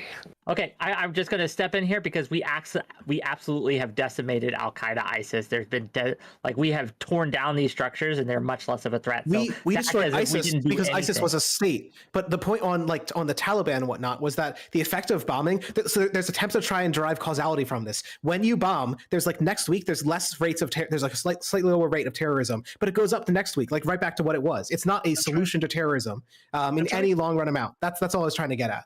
But without it, like for example, Hamas indoctrinates, and like I think we forget this. They use child soldiers, right? Like they strap bombs to their chests and send them out to do their martyrdom operations, right? This happens. We've seen that in the Second Intifada, right? We saw it all throughout the history. So to act as like everything that was done to the Jewish people on October 7th, Hamas first did to the Palestinians in Gaza. Like Hamas has to go. There is no can world, we say that Israel's been doing this to the Palestinians too? So like, can be free. Palestine will never be free while Hamas exists and rules over it. They were never going to be free while Israel existed. So what's the difference? Israel also wants Hamas to Israel through diplomatic means. We cannot do so through Hamas. Why did Hamas come about? Well, it's worth thinking about, like, what if the United Nations had a shit ton more money? What if there were UN peacekeepers there? UN peacekeeping works in other countries. When we give them a shit ton of money, a shit ton of bodies, why not put them in? We can't trust Israel. Like, literally, we can't trust Israel to be responsible in this. Put someone else in charge. Like, in the same way that you blame Hamas for the Palestinian deaths, you can blame Israel for the Israeli deaths. I don't get how that doesn't work. How that doesn't make sense for you. Especially Israel has propped up Hamas intentionally. So like, yes, this as well. I keep meaning to say this, but that's like huge, right? I don't know what you want of people with no land, no government, no resources to do, like when they're just living in a literal open air prison. What do you want them to do? They've been bombed for years. They've been displaced for years. What do you want them to do? What's the response? Not kill children. That's what I want them to do. Not kill children. So you want them to just fuck off and leave? That's fine. I'm with that. But like, besides them fucking off and leaving, what do they do? And you were ignoring the billions of dollars that they get from Iran, Qatar, and other things. Like Hamas, Hamas gets that money. Palestinians don't. I understand, but Hamas recruits amongst the Palestinians, right? That's where they get. Well, no shit. From. Who else would they recruit amongst? Okay, exactly. So what I'm saying is that the quasi de facto government of Gaza right now is Hamas, and until we get rid of them, Palestine, Gazans, they will never be free. So we create a situation where people go into terrorism and then say we have to get rid of the terrorism. I'm not saying that what the IDF is doing right now is wise or good. One of the problems with what the IDF is just as what you're saying, that it is not going to fix the problem. And I think SDL's, I don't know about the UN doing it, right? But a third party coming in, right? And sitting on both of them and saying, no, you will stop killing each other is a very fine idea. The problem with that, realistically, is that's going to be a hugely expensive and time-consuming project, and I don't think anyone has the will to do that. How much money does America throw at Israel anyways right now? We spend like $4 billion a year in military. So like, why not just take some of that and allocate it to like a peace process? I think I ran the numbers, and you could afford to give every single Gazan a job with the amount of money we give to Israel. It's insane. And then to talk about why people are angry and why people are taking down posters and why people are like pro-Palestinian or like pro-terrorism. It's like they're not pro-terrorism. But if every single time people want to defend Palestine, people want to explain what happened, and everyone just goes, yeah, but the atrocities on October the 7th. Yes, but what about the atrocities for the past 75 years that led to the atrocity of October the 7th? We keep acting like this just happened yesterday. No one on this panel is acting like this just happened yesterday. Kind of. They have been killing each other, and this one-sided thing. Like, why do you think Netanyahu got into power in the first place? Who did that? Who drove the Israeli people? Because remember, in 2000, the left in Israel won election, right, on the issue of ending the settlements. That was what they won on. What did Hamas do? They started blowing people up, right? During the Oslo Accords, both Likud killed Rabin, the Jewish extreme right killed Rabin, but you know what else was going on? The Hamas equivalent at the time was blowing people up. So to act as if Israel is just doing this because they hate the Palestinians is wild to me. Why can you see and give like a nuance and context and charity to the people who are wanting their freedom in Gaza, but not look at Israel and see all the depredations and degradations and everyone around them wanting them to die, to literally be killed, and not say, well, maybe I can kind of understand while they're keeping these people in the prison, while Gazans and West Banks have been living in oppression for years, what's been happening? Israel has funding, they have infrastructure, they have schools, they have jobs, they have shit they can do. versus the Palestinian people who don't even get recognized as Palestinians anymore. Now people are being recognized as Gazans.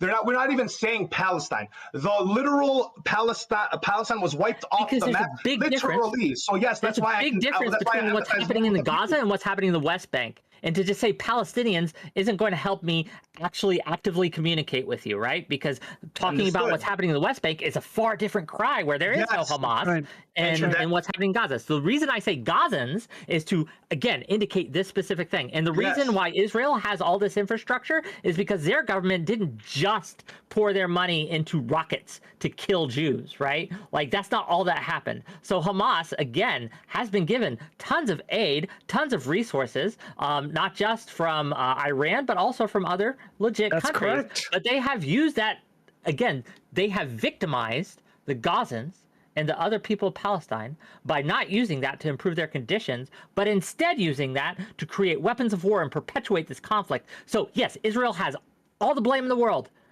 but the fucking Hamas, like the other actors in this, not just Hamas, the PLO, Arafat, there's a tons of actors on the Palestinian side whose hands are soaked in blood. How are the Gazans going to take the money to build infrastructure? Where do they get the means to build their infrastructure from? From the money that they get.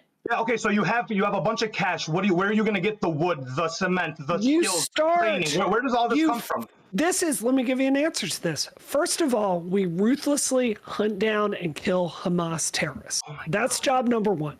Then after that, we learned some lessons from the Iraq War and how to fight insurgency. You cannot win in a war against an insurgency if you don't have a clear political aim.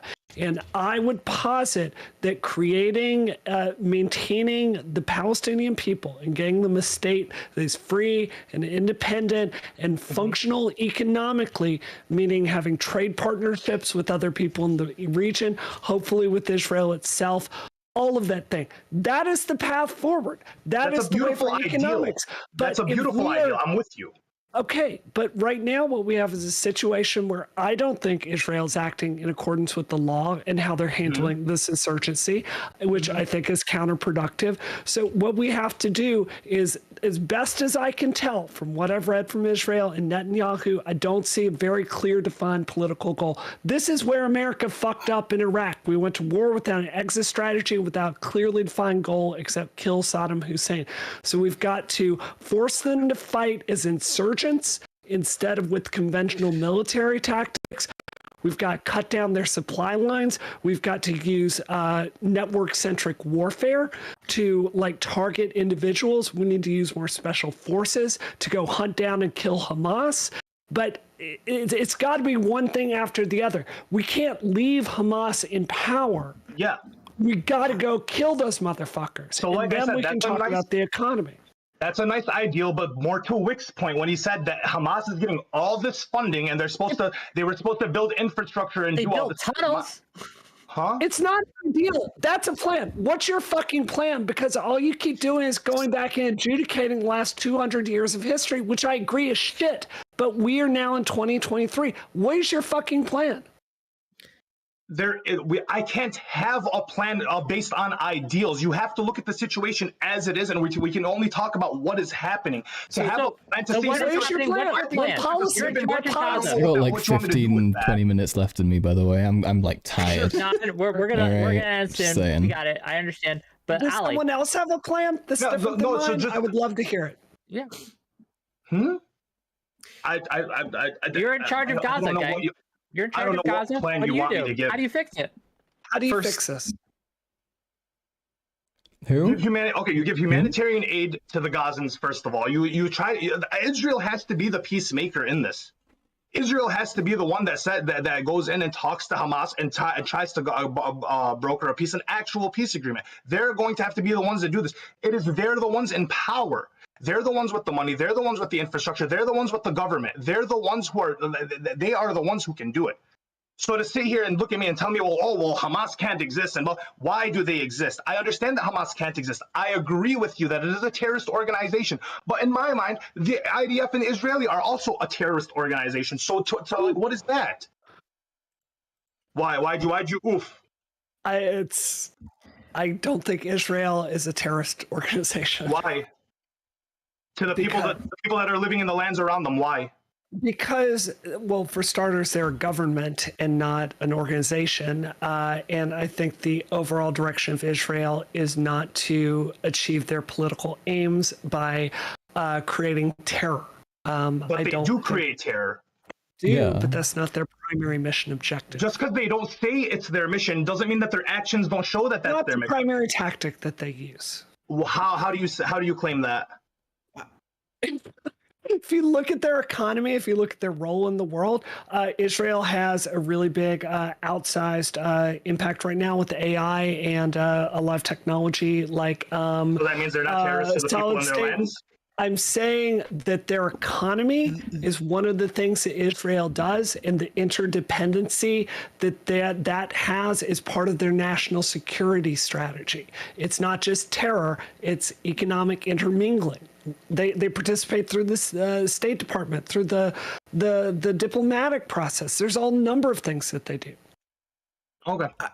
I guess all I would say is when we point to like countries that the United States calls rogue countries or terrorist states or whatever, there are countries like North Korea and Iran that also try and do similar things. Like I don't know that I would call Israel a terrorist state. I would call some of the things that Israel has done terrorist actions, like state terrorist actions. But all I'm trying to say is like the term terrorist, the U.S. has applied to states, and like many scholars have applied to states, is all that do the things you're talking about.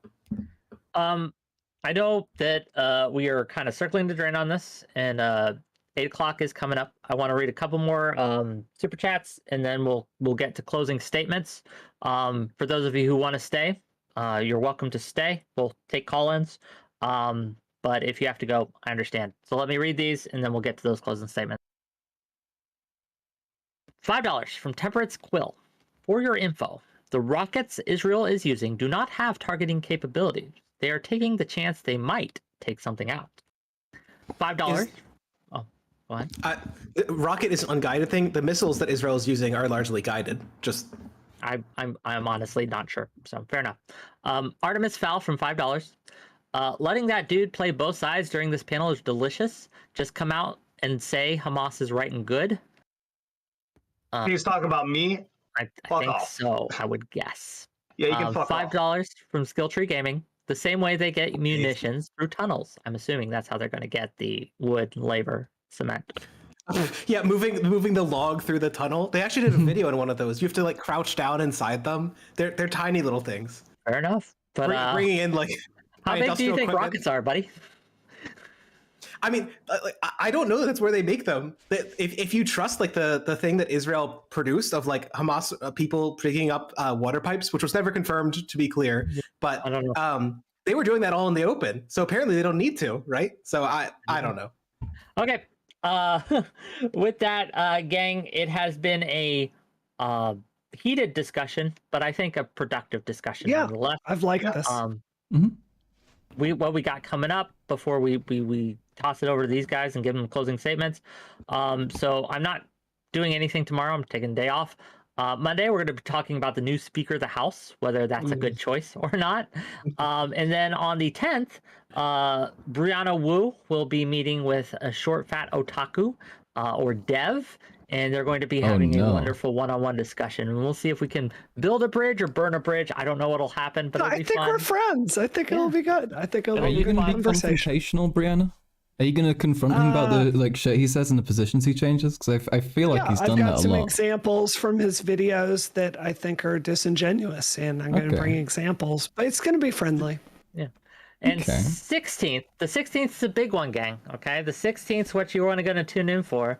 Okay, we're going to have No Opinion, one of the, I think, the largest Substacker, and we're going to have him talk with SDL and Brianna Wu. Do we even know what's the topic? Israel and Palestine. Oh, he wants to talk to you. He quoted you in his latest blog piece. He did. You see that? He called me an activist socialist grassroots. I don't. What does that even mean? I tweet. We're gonna find out. We're gonna find out. It'll be fun. But no, it'll be a great discussion. I think I'm excited to have this guy on. He's a great guy. He drives discourse in a way, and I haven't seen him on anything, so I'm really excited for that. But let's give it to my people here, my wonderful guests, and I love you all, to be clear, even though I had some heated words for you. And let's start with Ali. Go ahead. All right, I just want to say I hope I hope no one was offended by any of the things that were said on the panel. That wasn't the point. The point is to have a proper discussion. So appreciate you guys for having that. The second point, for all of my people who are pro-Palestinian, Muslim, Arab, whatever, avoid the anti-Semitism. It really just defeats your whole goal. It defeats your whole cause. It does nothing for you but make you look bad and just honestly minimize the message that we're trying to push, which is ultimately a peaceful message. And free Palestine. Thank you. Beautiful. Okay, well, thanks for being here. Really appreciate you. Where can people find you? Oh, Ali the Sagir. I'm on Twitter. I've been tweeting. It's fun. Okay. This is my first year, my first 3 months using Twitter. It's Really? Yeah, I've been a member since 2017. I just never used it. You're going to be so much crazier 9 months from now. Oh my God. It's all going to go downhill. Just wait. Wait, I do want to appreciate you for hosting these panels, Brianna. Hopefully the bridge was built rather than burned. No, I enjoyed this. Amazing. I enjoy talking to people I disagree with, or at least don't understand, because it helps me come up with better positions. Genuinely. Speaking of Brianna Will. So I really appreciated this conversation tonight. I think this is literally the best, most productive conversation I've had on this. It's certainly better than Twitter.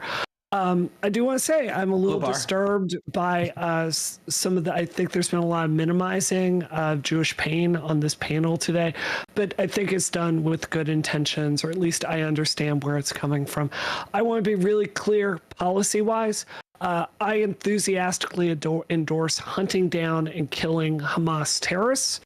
And I think after we do that, we can have a conversation about how to create a two-state solution that is more stable for everyone involved. I think this current situation is untenable.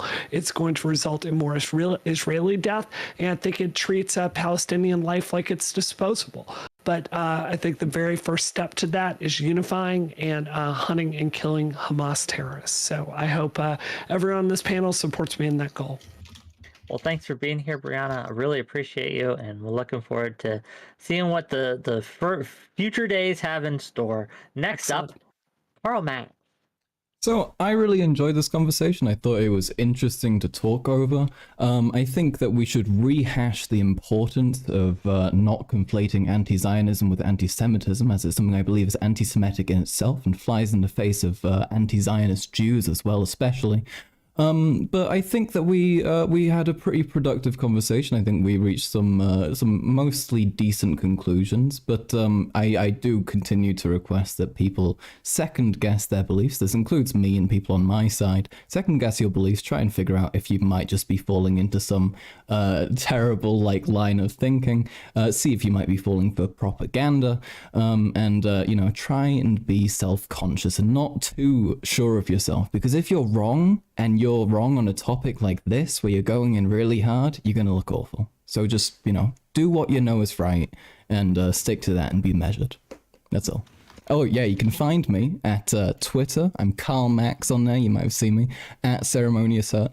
Brianna and SDL, you should both follow me back, by the way. Okay, now that I'm talking to you, all right? Drop your Twitter. What's the deal? Same here, guys. Okay. Look, I'm not going to talk about him, but come on. Oh, by the way, Ali, if you could drop your Twitter tag in my Twitch chat as well. There's some people asking for that there. Oh, yeah, you better throw mine as well. Just go to my Twitch chat and type out the exact. What, you haven't been watching Wick's entrancing panel on Wick, twitch.tv/Wick? Oh, I need all of you to understand. This is my first time using laptop streaming or any of these services. I downloaded Discord a month ago. You're doing well. You're doing great. You're a spiritual boomer. Indeed. Okay. Oh no. Yes. Just real quick, check out Carl Max. I think he's one of the more reasonable voices on his side.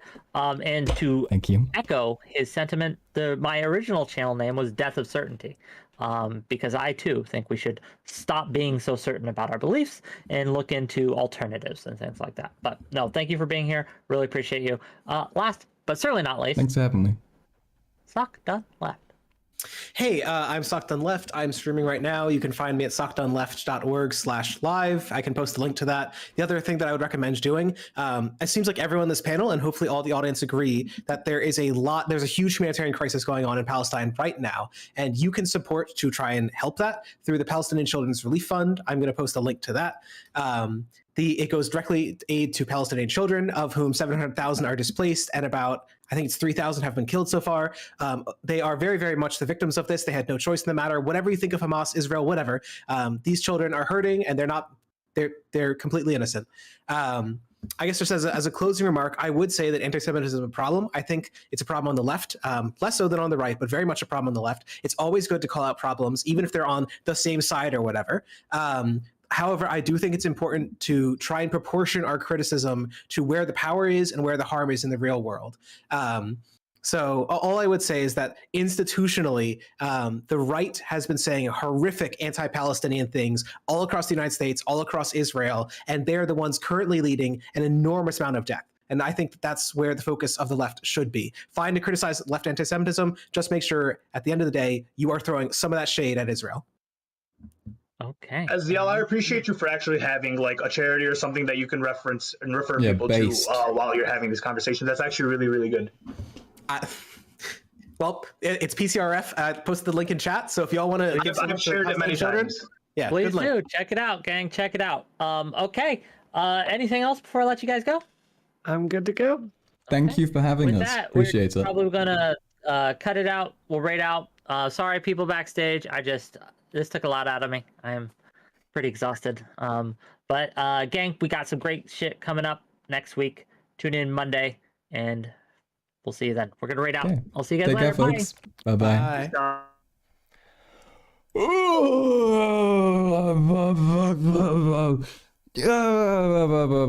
Holy fucking balls, dude. My god. Okay, where am I? How do I come back? Oh, that's me, but that's not right. I need this guy. Let's see. Is this gonna work? Wait. Folks, I nearly got it. Hello, everybody. How you doing? Thank you for showing up. I'm so sorry that we had no intro to this stream, okay? I know it just kind of happened, right? That wasn't the plan. That wasn't the plan at all. I thought I got my time zones all mixed up, unfortunately, which wasn't very good for me. But we got it sorted. Holy shit, dude. Yeah, no, that was fun though. I think that went reasonably well, you know. I think we had a decently productive conversation. I don't think I shat myself optically particularly hard. I'm pretty pleased with that. My tummy is hurting. All right, my tummy still hurts, which isn't very good. Hopefully that's gonna go away in a little bit. But yeah, I hope you folks enjoyed. I see some people struggling in pain from the stream, and I understand. It's a painful conversation, but you know, we got it done. And it could have been you know, significantly worse, right? I have Israeli friends, Max. Look though, because this is like a real thing that I was like thinking about though, right? Because I have got friends and they're in like Haifa, right, which is this nice Israeli city, and that's you know, that's a place where Hamas has had some pretty like intense terrorist attacks and stuff, for example, right? Like and then that and these are people who I know for a fact do not like outwardly support everything that Netanyahu does. So it's like kind of weird, you know. And then the contrast for when people are like weird about Israelis becomes so much more like stark. But yeah, Brianna was being incredibly soy. Yeah, she seemed to be kind of scared to like buckle down on many statements. And also, I don't really see the point in like trying to hunt down and murder every single Hamas member, I guess it would be. I think you should try and take their power away from them. I think you should be avoiding killing where you can. Especially when these are people who were radicalized by awful conditions. You should try and do that. Wick did imply that I was anti-Semitic. That was pretty fucking weird, wasn't it? Wasn't that fucking weird? Wasn't that insane? Especially when I laid out very clearly in what way it wasn't like fucking it was like why I thought it was state propaganda. To then call me anti-Semitic after that was kind of absurd, right? That kind of pissed me off. I'm not gonna lie. It's kind of a fucking insane accusation to make, and it's falling exactly in line with what Israel wants you to think, right? It's what Israel wants these their supporters to be arguing, you know. So when people like are just like, yeah, you know what, yeah, they're right, fuck it, yeah, well, yeah, no, that is, you're so anti-Semitic, you did a thing against Israel, you hate all the Jews, and Israel's just like singing in the background, just like, yes, this is perfect, and and you just have to. And people just fall into it. I don't know. It's really annoying. And if he's talking about like at the end about how he was like his whole deal was Brianna Wu just followed me, folks. Let's fucking go. Let's go. Number go up. There we are. But yeah. Wick endorses anti-Semitism because he endorsed me at the end. That's true. No, Wick said I'm good, so basically it's over for the Jewish population. Oh no. She won't follow me or Ethan because we're problematic? Yeah. I mean, look, okay, somebody in her position who's like an executive at an org, I can understand that. I think, I don't know, I'm like, my edginess is within means, right? I think I'm okay. I just like escape the danger zone there. You don't follow Ethan. That's fair. I like Ethan. He's also kind of retarded. You know, it's one of those. You know. I'm sure he thinks the same of me. In fairness, you know, we just disagree on things fundamentally. Certain things, and that's how it is. I'm too schizo for 99% of leftist Twitter. You'd be surprised. Leftist Twitter gets really fucking schizo, alright? It gets super schizo. But I'm Hitler according to leftists. Me too, to be fair. It is something that, fucking, for some reason, like tankies love saying, right? They love to be like, oh yeah, here we are, folks, look at this. Skadoosh, look at that follows you thingy. SDL, I don't think is gonna follow me still. I spoke to him in DMs and he says that he never follows people, which is fair. But now I've given him social pressure, so we'll see. Me and Schizo Detective holding it down. Very base. Yeah, no, I have the whole Schizo community in my community. It's great. We love the Schizos here, alright? We are welcoming, we're loving, we're accepting, all right? Be as mentally ill as you'd like, okay? As long as you make an effort to not be evil, you're good, you know? We like you, all right? And that's what you folks are for. Tell SDL to ask me on Discord and to add me on Discord and ask me if I'm part of the DSA. Look, you just gotta post enough, all right? You post enough, you post good shit. Eventually, he's gonna come in your DMs and ask the question. Even if you're very clearly like not American, you tweet about that like 5 times a day. He's gonna hold on to that like little fraction, that little sliver of hope he has. Wick, I endorse people who I call anti-Semitic. Yeah, no, it's incredible. Perfect. You deactivated your account? Oh no, why? What happened? You just give up on your Twitter? I've thought more about it, and it sucks. My name is mostly Biden, the guy just standing back and standing by right now. Yeah, that's kind of the issue, right? That's why I like mine, though my name is like associated with the dude. It's someone who is like long been dead, so hopefully it's not gonna be like nobody's gonna bring up like new problematic shit from Marx, right? So, and also like I regularly say that I don't believe in everything that he said or believed because that would be stupid. Isn't it awful that the stream started, the debate started earlier than I thought and I couldn't get a chance to tidy up? Isn't this terrible? I mean, I guess I look like a real fucking proletarian retard, but Jesus Christ. He's gonna ask a random Palestinian child if they're part of the DSA. Yeah, he's gonna donate to that org that he mentioned, but he's gonna like add a donation message saying, please ask the children if they're DSA members. Yeah. Trans people bitches sometimes. That's so true. I'm sorry. Yeah, no, like the angry trans community on Twitter is like one of the worst, most horrific places I've ever seen. It's like full of genuine fucking Hitlerites. But like it's just like she Hitlerites, you know? It's fucking crazy. It's crazy. People are awful. Insert Vorsh 2019 trans Twitter rant. Oh yeah, I mean, part of it was right. I think he wasn't entirely right there. I think he went in a little bit hard. But yeah, partially, definitely. Millions of Palestinian children must unionize. Based alert. You literally did the Vorsh Twitter rant earlier. Yeah, no, it's fair. It's fair. I do get it. I mean, I've managed to like synthesize what I consider to be a very healthy community. And a very reasonable set of people, but like most people just aren't like that, right?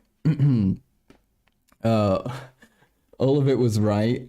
I've been in 25 trans group chats. They're all deranged. Okay, but there is a difference there. Okay, the group chats, they do something to people's brains. Okay, when a when a Twitter trans person enters a group chat, not every one of them, but a lot of them, something happens. There's like a flick that switches and they become like 30% more deranged. I don't know what it is. But it scares me, all right? It intimidates me.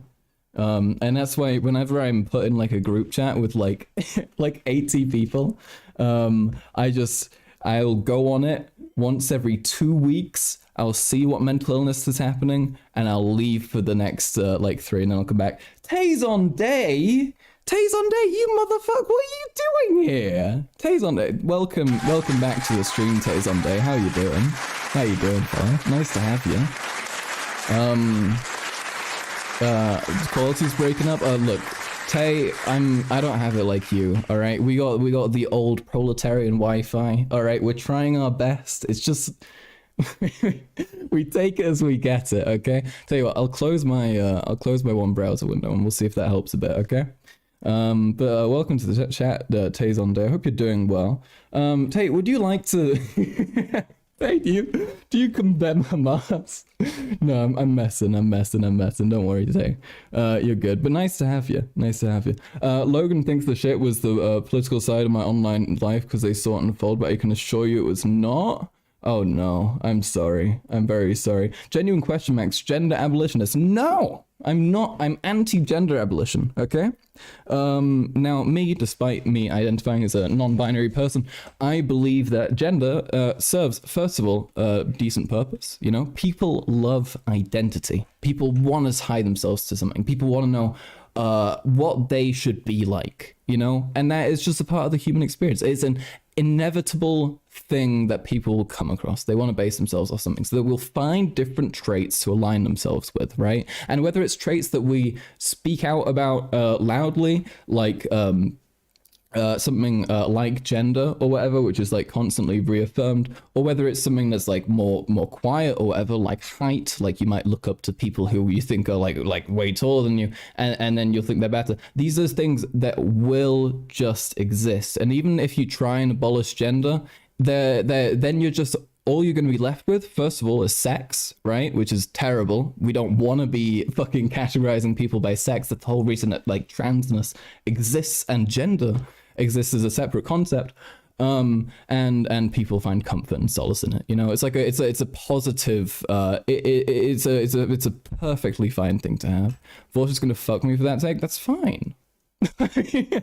Not like that, you know, but like but no, I'm correct on this. If you're a gender abolitionist, that's okay. You can be a gender abolitionist. I just think that we should be following what the people want. Okay, I believe in what the majority, what I think I can convince the majority into accepting is good. Majority of people very happy with gender, right? Majority of people perfectly happy. Also, think about all the trans girls and trans guys who you know who aren't non-binary, and they wouldn't feel comfortable being referred to as non-binary, right?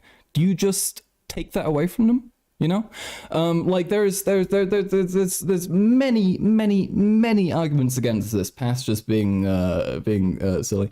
Max, you autist, I made a funny and you missed it.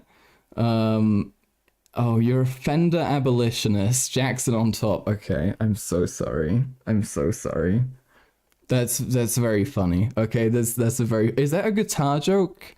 That's all I remember Fenders being. Is that a guitar joke? Is this a guitar reference right now? But yeah, no, gender serves a purpose, and that's okay.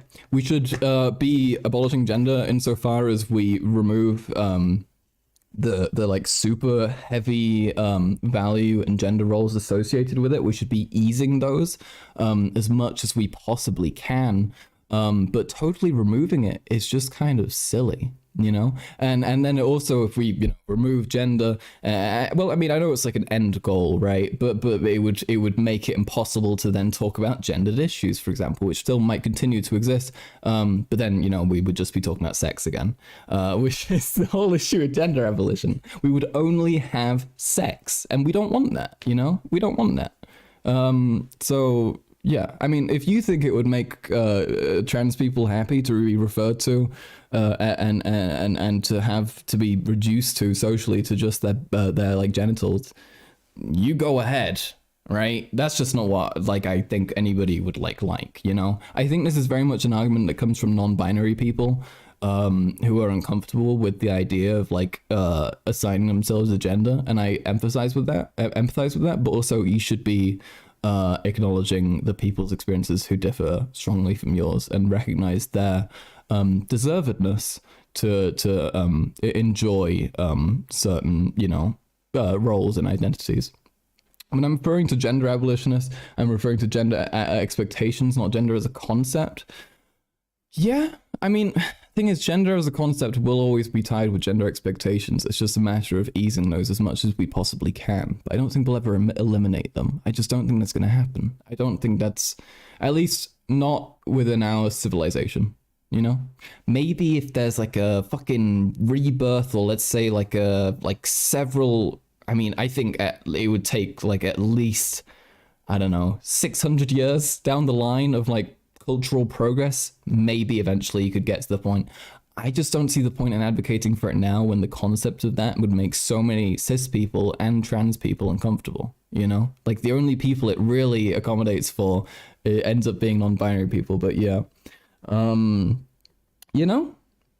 so yeah, holy shit, I'm tired, dude. I am glad, kind of, though, that the debate started an hour earlier, because I would have been fucked had this begun at an hour 20 ago. I would be struggling. But we're okay. Oh my god. But yeah, no, that went pretty well. It was nice to speak to everybody. I've spoken in DMs with SDL every now and then, but never spoken face to face before. So that was pretty cool. Talking to Brianna was interesting. I liked being able to ask her and press her about her points. Yeah. No, I think that went reasonably well. But okay, you know what, folks? I'm so exhausted. It was lovely. It's lovely having you. And I hate to kind of sound it out already, but I'm sure you understand, okay? It's been quite a stream. You're Christmas pilled? Based?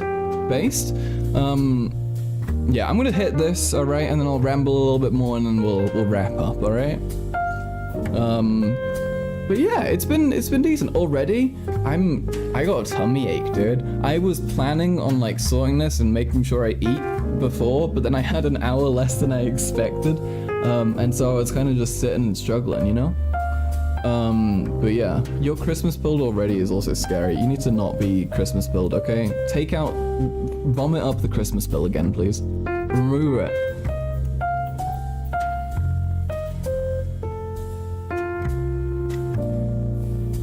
But yeah, that was interesting.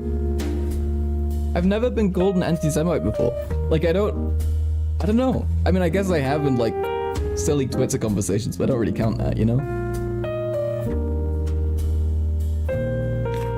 It's just really weird to be called anti-Semite to my face. Such a strange line of reasoning as well, right? it is November, you're going to be exhausted when it is December. Real. Your birthday build? Wait, is it your birthday right now? Are you birthdaying right now, dude? If so, happy birthday. It's my birthday this month. On the 25th of November, it's gonna be my birthday. Exactly. Yeah, it's me and Gene, little baby G. Me and his birthday coming up. We share the same birthday, which is pretty sick. So, you know, pretty cool. But yeah, no, we got a birthday coming up, which is pretty cool, pretty exciting. Your birthday's in August. Why are you birthday pilled then? You should be, I don't know, you should be my birthday pilled, actually. Okay, mine and Jean's birthday. All right, it's gonna be great. Gay?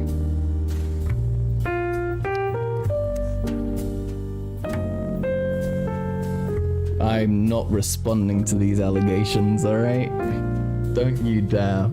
What do I want for my birthday? Give me all the money. Just everything in your bank account, please. Just, you know, dump it out. No, I don't know. I don't know. I don't like... Wanting things is a stressful ordeal, you know? I try and very much live by my means and try and, be comfortable, and any extra thing I get is a little bonus, you know? But I don't know. I try and avoid wanting things, so I don't really know what I want. Probably a new computer or a better computer. I'm hoping that I can get like a good laptop for I am a real proletariat. I'm hoping I can get a laptop, and then maybe I could offload the streaming onto that. And then I could do streams without my computer eating as much shit, which would be kind of cool, you know? I would like that. So maybe that. I want headphones. My headphones are fucked. I don't know. It's all pretty basic stuff, you know? It's just like, I have so many things I've had for like years and years and years, and I just need to replace them, because they've like gotten shitty or something, you know? Do you want our love and support for you? But I would love your love and support. That would be very kind. I'll be making... I want attention, so I'll be making a little birthday tweet and stuff so people can be nice to me. So, if you want to give your love and support somewhere, I'll definitely give you an option. Billions of Macs must not want. Exactly. That's what it's about. No, it's okay. I don't know. I'm split on that, right? Because I think, on the one hand, wanting is really important, you know? It's really important to recognize... what you deserve, you know? And we don't, I think the majority of us, I don't know how wealthy you folks are, but we don't deserve to have to, you know, struggle and labor away for things like food and that sort of thing, right? And we deserve better, but constantly being aware of that, constantly being reminded of that, is just fucking, I don't know, it's painful, right? Grinding up at 75% tobacco, 25 weed, percent weed mix with European. It's fucked, man. It's fucked. I used to tell myself, I'm never gonna smoke cigarettes. And I still don't, right? Like, occasionally, if I got a friend who's smoking a cigarette, I'll be like, oh, can I try some? Because I want the old nicotine hit, right?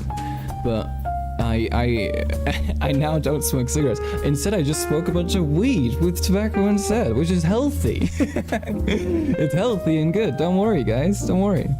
Don't start, please. I used to smoke a pack and a half a day. Gross. Yeah, no, I couldn't. I don't like the flavor. It makes me feel sick.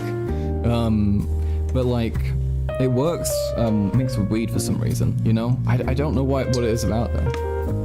Without want, there is no desire to produce for others. That's fair as well, yeah. I think the human desire to provide is also really important, right? I think that's like a positive thing. Drug addict. No, it's healthy, trust me. Yeah, no, look. Drugs are bad. You shouldn't do drugs. I smoke too much weed, and it's both bad for my wallet and bad for my health, right? Drugs are bad, okay? I enjoy them because it helps me treat a little variety of issues I have very effectively, right? But that comes at a trade-off, you know? And once you got yourself kind of set in consumption, you don't really have, you get stuck, right? That's the old trick with drugs, you know? You try it out for a while, and then eventually you get so into the cycle, you're biologically dependent on it. So you gotta be careful, you know? You gotta be careful. Like that'll happen with literally anything, you know? You can get, I think if you drink too regularly, you can get sick off then suddenly stopping. If I remember correctly. But like, this is true with like lots and lots of drugs, and it's very dangerous. Victor Mora, have a good night. Thank you for dropping by. I appreciate you. Pigeon Man, how you doing? How you doing? Yeah, I thought of you earlier because they were going to bring on a Zionist Jewish person to come and tell us how bad we all are, and so I was thinking I might have to like call in like the squad of like the non-Zionist Jewish people I know, and it wasn't good. It was an insane suggestion, but thank you, Pigeon Man. I appreciate it. It was fun. I think it went pretty well. I was kind of anxious. I always get pretty anxious leading up to something, and then once I'm in it, it's just really chill. I don't know. I find it like, I find like high pressure situations that I understand very comfortable sometimes. Like I don't know. It was just like kind of chill, you know? It's so stupid, but when I get in a state of mind, it takes me a week because I have to get... Yes, real. Is it true that at the bus stop, if you start smoking, the bus will come sooner? Your dad told me that. I don't get if it's like a turn of phrase or something. That could be referring to the effects of nicotine that are gonna like fuck with your brain and make you feel like all tired for a moment. Yeah. I disagree with you a little bit on some of the poster tearing stuff, but besides I pretty much agreed 100%. That's interesting. What did you disagree with me about? He said smokers would understand. I'll be your Jewish attack dog whenever you need. Thank you, that is so kind. I'll keep that in mind. I was kind of shocked though. Pigeon Man, did you see the bit where he called me anti-Semitic? That was wild. Look, I don't want to go seeking validation too much, but I'm not anti-Semitic, right? Look, I just smoked a little weed. I'm thinking about it. That's not true, you know? That's not true. That's wild. Billions of bread must be conquested. Yes. Absolutely. Wick got a real uncharitable. Yeah, right? And it's like, this is exactly what the Israeli fucking government wants you to do, you know? It is their fucking propaganda. Anti-Jew weed. Oh god. I hope not. No. All my weed is big. Sorry.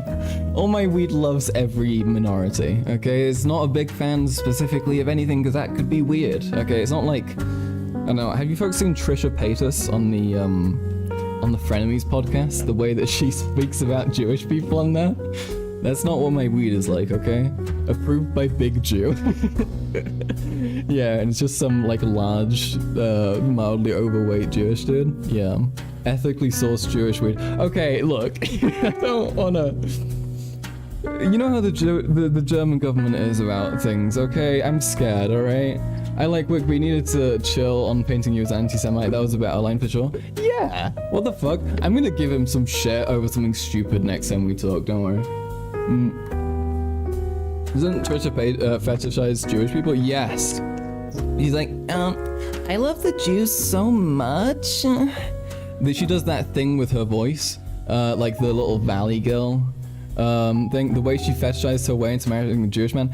I kind of respect that, honestly. Like, that was kind of impressive. She just, like, kept on just going. Yeah, no, Trisha Paytas, if you folks don't know, is married to Hila's brother called, oh my god, what's his name? What's his name again? I don't know, he's kind of chill. I feel like watching him talk about his relationship with Trisha, Moses, thank you. His relationship with Trisha is kind of inspiring. It's okay, I saw, don't worry. His relationship with Trisha is kind of inspiring because Trisha, not a very rational person, right? Not a very rational person. Somebody who's she's got some mental illness going on, okay, and that's okay. But she's like easily upset, you know. She falls into like odd thinking patterns that she kind of gets stuck in, that sort of thing. And Moses just seems so chill. He just seems so like all right, and Moses' like whole deal is he like makes like art and stuff. He's like very hippie-ish, right? And he like loves making art about water, and he like projects the like concept of like him being water onto the relationship. And that's something that if you're in a situation where you're dating someone who is struggling with that kind of thing, I think that's very admirable, you know? I don't know. I found that kind of nice, you know. I kind of inspirational in a way. But you know, obviously you shouldn't stick yourself in a relationship with somebody who isn't good for you and is insane. But being able to adjust to people who are unpredictable like that and can't help it as well, I think is a very pleasant trait. Did I see her wannabe Darman skits? I think I vaguely saw that, but I didn't see very much of it. We can have a look at that at some point, okay? But I'm sleepy, okay? I'm EP right now, all right? She needs 600 milligram Oxtalar? What the fuck is Oxtalar? What is that? Is that watch them now, folks? Folks, come on. Not now. Partial seizure treatment? Wait, does this do something else? What is this referring to? Bipolar meds. Oh, yeah, alright, yeah, because Caesar medication was used also for bipolar, that's true. Yeah, no, she does. She's one of those people, she's one of those many people who you'll see, and they'll be like, okay, I went to the doctor, okay, and they diagnosed me with bipolar personality disorder, but it was totally wrong. It was totally wrong. And then they'll just like... and then they'll like, I don't know, they'll like knock over a glass by accident, and then they'll become like the most angry person on the world for like 15 minutes, you know? And they'll be like, there's no way I have any behaviors that aren't rational. And it's like, yeah. Borderline personality disorder, sorry, that's what I meant. Bipolar, fuck you, okay? I'm sleepy, I just had a whole conversation, we've been streaming for 2.5 hours, okay? I think I'm doing pretty well for myself, okay? Billions of Leslie was a favorite full of personality, so shut the fuck off, okay? I'm trying. BPD mentioned, yeah, dude. What's up? I'm shouting you out. You're welcome. No, shout out BPD people. Mostly very chill. Very much, I had a whole like course where I was like taught about like therapy and that kind of thing, and the way that the lady who was teaching me, like I really admired her, and I think she had some really great takes, but the way that she spoke about people with like personality disorders was so depressing to me, because I think it is very clearly I don't know, I think the line of where intentional behaviors are and like where like the struggle is, I feel like you can kind of figure it out though, right? Like there is so much overlap between like stuff that's driven by like compulsion and stuff, and also what people like want to do and what they like actually desire to do, right? On like a broader basis.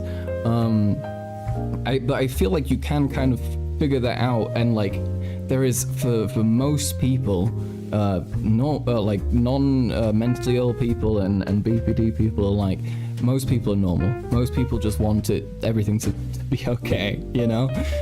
And then other people just have different compulsions and different ways that they feel they need to approach things that their brain convinces them they need to do, and you can't really be blaming people for that, you know? Yeah. Kanye West did the same thing, but also called his doctor Jewish? Wait, yeah, Base? Oh yeah, wait, with the BPD thing? Yeah, exactly. Yeah, no, he's one of those fucking perfect examples of that, right?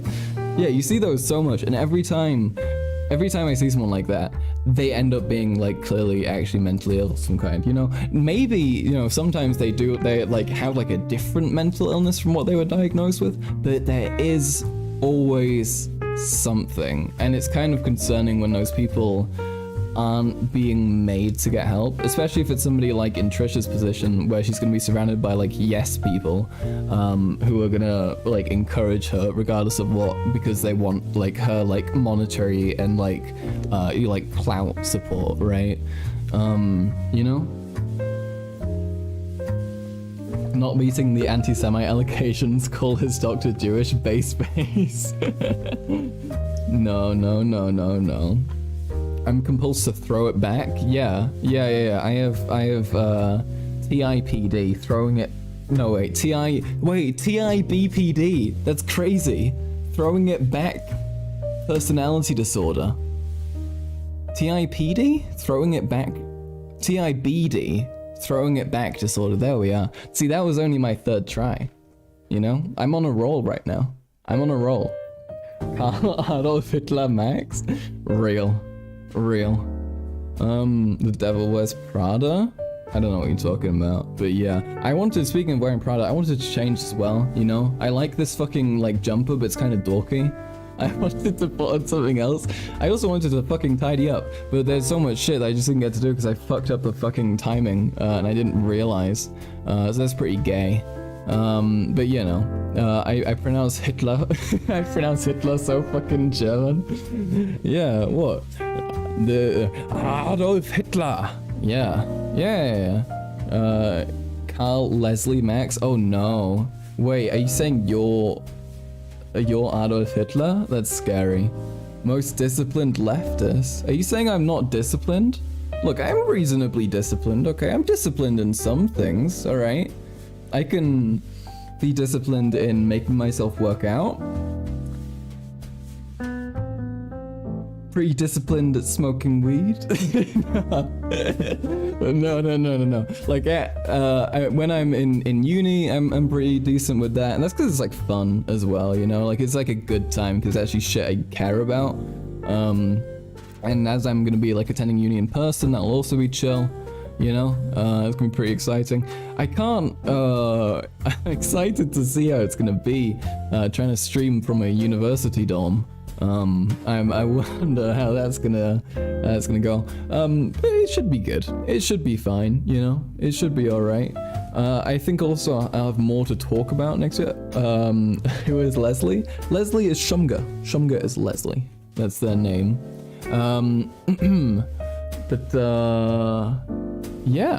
Yeah, folks. Holy shit, though. We made it through. I think that was, I'm sorry, I hate to keep on doing this. I know that I do this after every conversation, every debate we have. I take a little while. I take like the following half hour to sit around and be like, I did it.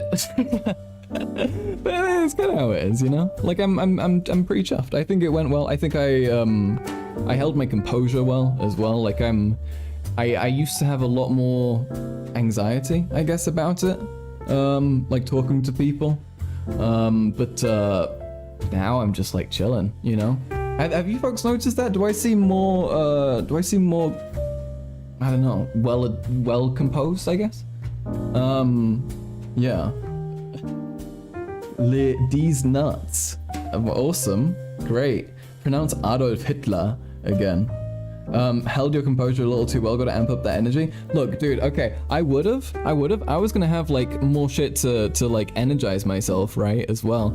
And also I had a tummy ache, which was my kind of like my whole issue.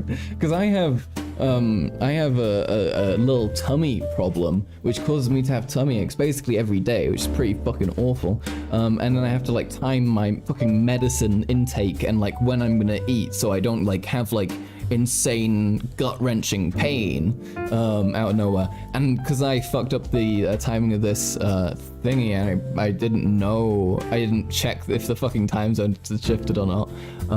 I fucked that, right? So it was kind of, difficult for me to not be like that. But yeah, it's okay. It's okay. I think later on I did a little bit better. And, I got rightfully annoyed at the right things, I think. Like when Wick accused me of being anti-Semitic, I think I responded reasonably appropriately there. So yeah, tummy pain is a legit handicap, fair enough. Yeah, thank you. Yeah, no, it's just like the worst as well, you know? Gotta amp up the anger at Wu. That wouldn't have worked with her. That wouldn't have worked with her. She has like shitty opinions, and also like the stuff about non-binary people that she spoke about was uncomfortable to me.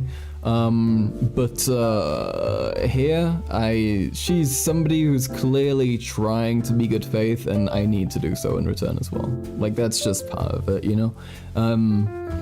And if she gives me a real reason to get super duper angry, I will, but mostly she was, the worst of what she was saying was the stuff that she was avoiding addressing, I feel like, so it's kind of hard to get angry at something for what they don't say, you know?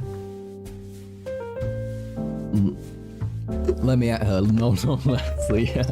Don't go full Sunday, Lamau. Yeah, that as well, you know? I think Sunday's a very clear example of what happens if you drive up the conflict dial a bit too much, and you end up getting, you know, I don't know. I don't know if it's like drama brain or something, but like the intensity with which he approaches things is just so excessive, you know, and that kind of thing. Like, this isn't. That's just you can't be doing that. You can't be doing that, you know. Like Wolf says, you got to tailor your tone to the person you're talking to. Yeah, absolutely, and that's something I'm very conscious of, you know. And I think you see me doing that as well. You know, you can tell when I switch it up a little depending on who I'm speaking with. But I'm obviously still delivering the same points, just with you know, values adjusted to stuff that they would relate to, rather than necessarily just me. Resident sus day. That's why I could never be on the panel. I'm also stupid. That's okay. There are lots of stupid panelists, don't worry. And you're not that stupid. You're in my chat. You must be... Look, everyone in my chat has an IQ of at least 150, okay? That's the lowest we got, you know? Average here, 200, all right? And by being here, for every hour that you spend in a live Karl Max stream, you actually gain 1 point, okay? So just stick around, all right? I promise. Have you seen what I chat about in Logan God? Occasionally. You make some good points, and then you make your other ones, you know? It's okay. If you ever debate Sunday, you gotta bully him a bit for me. I would love to debate Sunday if there's anything that we could actually debate about, but I think for most things we probably agree, you know? I think it's more we disagree in execution and optics and stuff pretty clearly, but you know. You are the Milquetoast Sockdem. Well, you know, Milquetoast Sockdem still have a lot to say at the moment, I feel like, you know. There's a lot of stuff that's definitely not going in the direction of Milquetoast Sockdems, you know. I think that's okay. And being less necessarily radical is probably good. Like what, Lamau? What, in terms of Milquetoast Sockdem arguments? Well, I mean, the erosion of democracy in a lot of places is a big deal, right? Like, people trying to do that by, you know, fucking with elections, or, you know, via things like misinformation or whatever. There's a lot of arguments you can make about that. You can talk about the erosion of human rights. That's a big thing that obviously any Sockdem would agree on. You can talk about fucking... Still talk about worker inequality. That's a very big deal for Sockdems as well. You know, there's so much. There's so much. You thought we were talking about you? Oh, no. Sorry. But, yeah, folks. Yeah, we did it. I think that was pretty good. I didn't think I'd ever be talking to fucking Brianna Wu or anything. So that's pretty cool, you know? Also didn't ever think I would be doing a battle with SDL. But here we are. Like, going from me being my teeny little tiny baby fucking Twitter account, where I used to cap out every time I made one at 80 followers. That was as far as I got, you know, 80. And not to poo-poo 80 followers, okay? 80 followers, that's a big amount of people, you know? Imagine 80 people in a room, it's quite a lot, you know? And so going from that then to this now, where I do have this and I have the opportunity to talk to people like that, fucking absurd, really absurd. Gotta talk to Destiny next, get that clout. Yeah, I want to talk to Destiny. I want to debate Destiny on transmedicalism, but I need to First of all, I need to like do a shit ton of research. I need to go on his Discord and ask. I sent him a Twitter DM, but he never responded to that. So I'm gonna do that on him. Save me Destiny. Gross. But yeah, no, I would love to debate Destiny. Actually, I think there are some like points that I could argue with him on. Which would be pretty good, because most of the things about transmedicalism for me are philosophical arguments that can be made, right? And therefore I think it wouldn't be too difficult. Like I know, and obviously I could find tons of like data and information that disproves transmedicalism as well, right? But primarily I think the argument of like, why be allowed angry transmedicalists when you just don't know if somebody is trans or isn't trans? Like you can't, if you run the risk of going and telling an actually trans person that they're not trans and you misgender them, then you should actually, I can't say that on YouTube, but like, you know what I think, right? And so why run that risk, you know? And this comes back to my critique of overly sureness again, right? You know, it's important to be measured, and that's something that the transmedicalist crowd fails on consistently. I want to talk to Vosh so goddamn bad. Talk to Vosh, then disappear. That's my goal. Base. I spoke to Vosh directly, voice to voice, once on his AMA. He did an AMA on the old politics server, one that I used to debate on quite frequently, actually. Back in the day, a couple of years ago. Yeah, but yeah, no, I spoke to him in the AMA and I asked him about streaming, and he gave me a very nice answer, and he remembered who I was, which was lovely. Yeah. You want him to dick you down on socialism? Well, look, that's a respectable goal, alright? I wish you the best, okay? Fucking go for it. But yeah. Oh man. But yeah, no, it's nice to be here though. I have missed streaming. It's like such a shame that I kind of fell out of the habit of doing it. I had some personal life stuff come up that was like a pain to handle, and I needed the time to recover from that. But you know, I'm chilling now, and I wanna full steam ahead, you know? We got 2 months now, right? I've got 2 months before I'm going to uni, alright? And then shit's gonna get way more difficult. I'm gonna have way less time, I think. That's the impression I get. I don't know, I might keep on streaming like twice a week if I can, but most likely with uni, I'm gonna end up streaming a lot less. So I kinda wanna hammer in right now, you know? I wanna see how far I can take it. And I want to make the most of it, you know? I want to make the most of it and my time at the moment, so, you know. I could fuck it up, I think, like some mess that's a prodigal daughter. Prodigal, is it prodigal or prodigal? How do you say that? A prodigal daughter shit. I support you 1000%. I only made one account, which is this one, and I started from the bottom of Twitter followers, when I became more active, up to 200 plus followers, which is insane. Yeah, that is pretty fucking insane, right?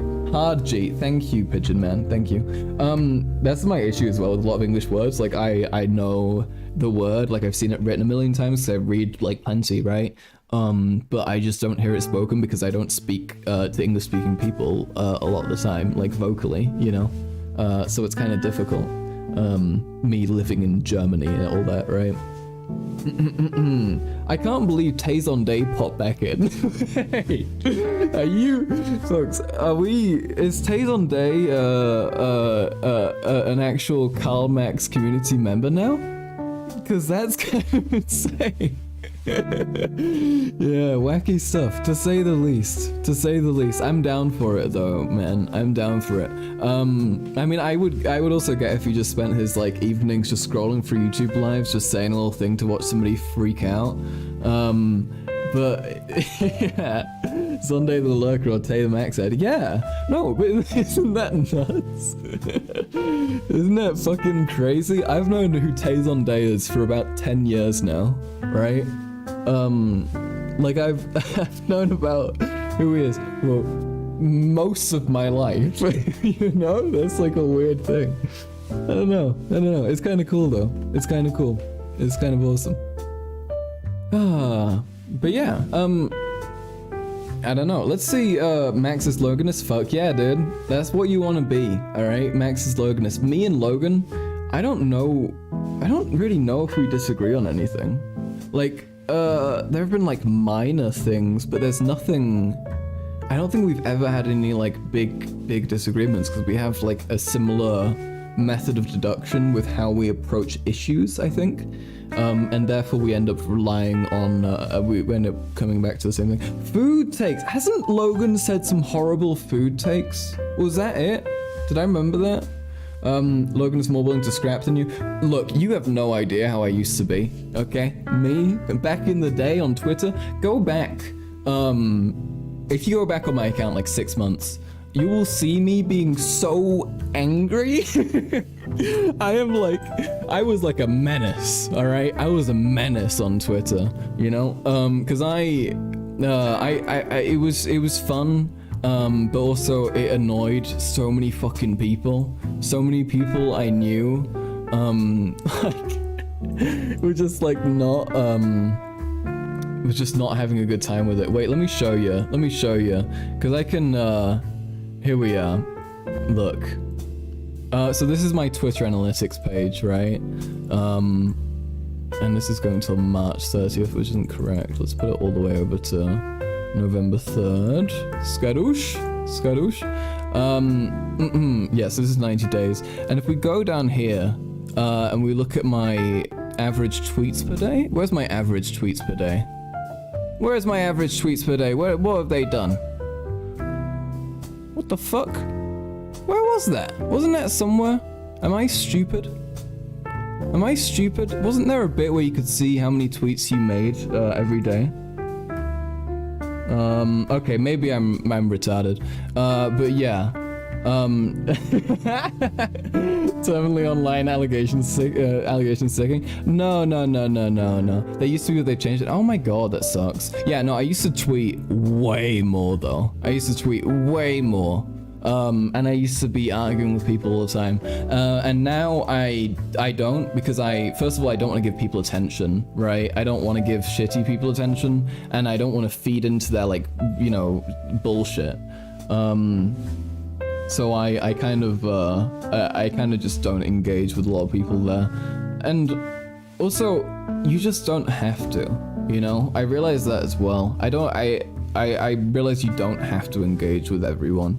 And it's like so chill. It's so chill, you know?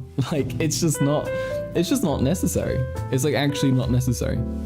What people do I argue with? I argue with people, sometimes I'll argue with just somebody, right? I won't lie about that. Sometimes I'll just see somebody say something and I'll be in like a bad mood or something, and I'll be like, I'm gonna tear this person to bits, you know? And I send out some mean, hard-hitting, base bullshit, you know, and I really get them, you know, and it's fun. It's great fun. But most of the time, what I try and focus on is arguing with people who actually have influence, you know, arguing with people who I actually know. People, for example, you see me going after people like Juniper, people like Frogan, you know, these are people who actually have real pull and do actually affect you know, even like just like a fraction of a percentile of like the American fucking populace, right? Or the international populace, in fact. And like that's like a huge, it's still a hugely important thing, and these people are terribly irresponsible with their platforms, so I end up going after them, right? And it works pretty well, right? Doesn't it work pretty well? Like, I made Frogan look like a fucking idiot, you know? We can all agree on that, you know? She said some awful shit, and I made fun of her, and then a million people use those tweets as examples for why she's stupid, you know? And that's, for me, that's the point of arguing, you know? That's the point of making fun of people. It's to set an example. It's either to change that person's mind, which you won't do if you're being hostile, right? That's not going to happen. You won't change their mind if you're being hostile. But you can make other people uncomfortable with the concept of expressing that opinion because they see how it emotionally affects you, okay? And they see how it emotionally affects other people. So it's really important to lay into shit if you see that it's gonna like hit a big audience. Not hard to make Rogan look like an idiot, to be fair. Well done, no? Thank you. Yeah, no, she did walk into it, right? It's not like I had like a big master plan, but even asking those basic prodding questions is it's all you need to do, you know? It's all you need to do. And that will make most people look like idiots because they don't know what they're actually talking about, you know? Most people will bullshit on like a few things, you know? I think everyone does this. I think everyone sometimes, if they're in a conversation, they're deep into it, and somebody asks them about something, they won't necessarily be like, oh, okay, well, I don't know what this thing is, when it's like a vital part. So you can just ask people, and a lot of people will just not know, and then you can prove that, and that's a great thing, you know? Yeah, so I do that as well a lot, like just basic questions, you know, that's like a pretty powerful thing. God, I saw Juniper arguing in with Sophia.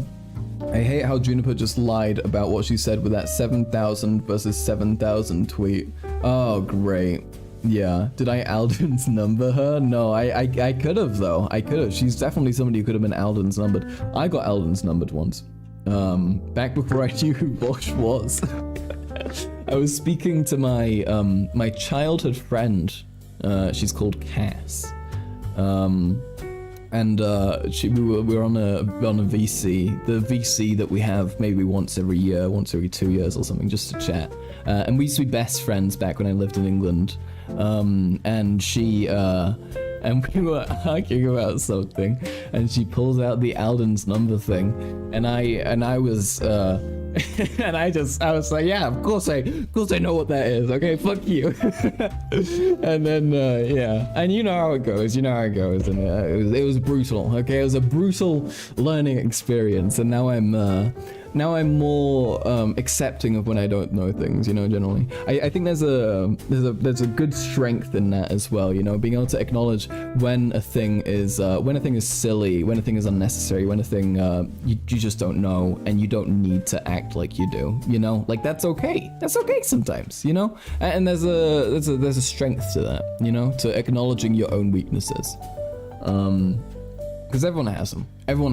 So if you talk about that and you actually like recognize it, I think it's a lot more effective than if you don't. But I also, on the other hand, I think that recognizing one's strengths is greatly important, and I see a lot of people not doing that, and that pisses me off. You know, like Hassan.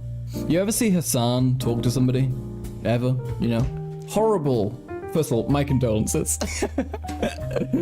Kidding. He's not that bad. But you ever see Hassan talk to somebody and they ask him about an opinion, and he does the thing, right? He does the thing. He goes, you know, I'm not a fancy pants journalist, okay? I'm not like you guys, okay? I'm just a silly Billy. I'm just a shoey booey in my bedroom with the microphone and with the headphones. And that's all I do. I just kind of hang out and I'm kind of chilling, and it's kind of nice, kind of cool, you know?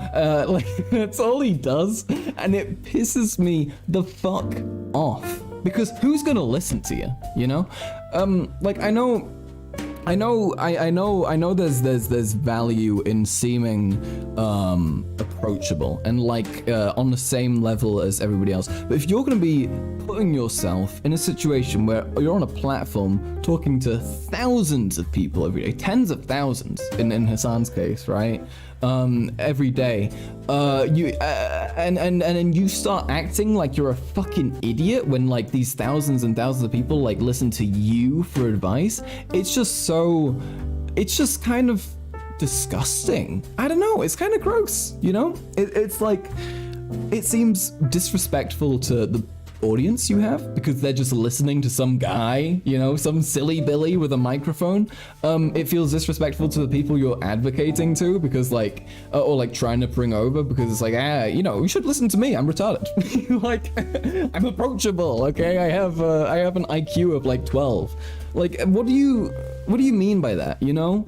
Like, and also, like, what does that say about, like, the audience you're trying to bring in? Do you want them to be people who think they're also idiots or something, you know? Do you not want a critical audience who you know is like cognitively engaged and they're trying and they're thinking and they're considering, you know? I don't know. I feel like, yeah. I don't know, it annoys me. He just discredits himself to the average layman. Exactly, and that's just not fucking what he is, right? What is Hassan Piker's qualifications? Because doesn't he have a communications degree? He has a communications degree, right? And he grew up in his fucking, yeah. He got a fucking double major in political science and fucking communication at Rutgers, and he's out here being like, oh, guys, why are you listening to me? What? You think I'm asking people to listen to me on my opinions? Do you think I'm trying to advertise my beliefs? You know? It's just fucking, it's kind of bullshit, you know? It's kind of bullshit. Like, don't be a fucking pussy, you know? Hassan is like unironically less of a socialist than I am. Like, at least own it. I mean, that depends on your definition, but I would say, given the authoritarianism that Hassan supports, I would say it's pretty anti-socialist. Hassan, the approachable millionaire, he is. He's so kind, he's so chill, he's so normal. Like that as well, he has like this weird mix of him being like, I'm like you guys, and then also like acknowledging his like wealth and like privilege sometimes. And I don't know, he like kind of bounces between these. It's kind of weird. It's like when Tucker says he is just for entertainment, but lefty deflection. Yeah, pretty much, right? It's like a similar kind of vibe, I feel like. Holy shit, folks. But yeah, no, we did it. That was fun. I feel like yeah, I want to do more debates, man. I want to do more debates. I was thinking, folks, tell me how you think about this, because I was watching Mr. Louis Theroux. Okay, Louis Theroux is a British man. He's a journalist, and I admire him quite a lot. He's got a lot of classic things he's done, and I can't show you anything because it's all licensed by the BBC, and they'll take everything down immediately. But basically, what he does is he's somebody who goes and he's like Channel 5 without the allegations. And he like actually is much more confrontational. So he used to do this thing where he would go and like look at white nationalists and like insane Christians, that kind of thing. It was like Louis Theroux's Weird Weekends or something like that. It was really great. One with like porn stars, which I found really interesting and very vulnerable as well. Like he in it he like does like a nude shoot and that kind of thing as well, which is like pretty fucking ballsy, right? Like for somebody who's never done that, to like just be like, okay, I'll get my dick and ass out, I'll join in, I'll be like these people I'm interviewing. I fuck with that, not to gas myself up, but at least I admit I'm a market socialist base. Max King of getting sidetracked? I would never get sidetracked. Oh my god, wait, I totally forgot what I was talking about. Fuck. Wait, shit, where was I? I was going for something. I was explaining something. Oh, that's crazy. That's fucking crazy. It's all gone. It's all gone. God damn it. Hassan is the guy that pretends to be giga-based revolutionary socialist. No more commodity, no more market, but is no different than a fake conservative populist IMO.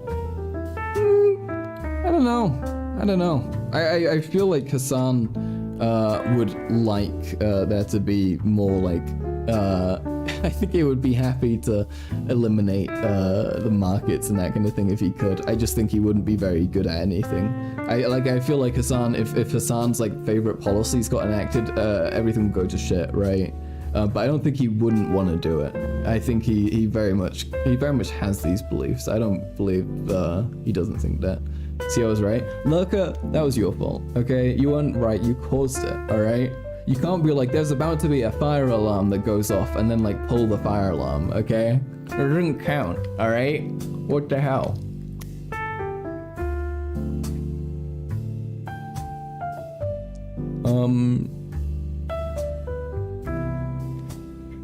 But yeah, that was chill. Wick sent me a message saying, thanks again for coming, appreciate you. How kind. Wait, could you folks see that? Did that pop up on screen? No, it didn't. Okay. I'm glad he appreciates the alleged anti-Semite who showed up on his stream. I'm gonna hold that over his head for ages.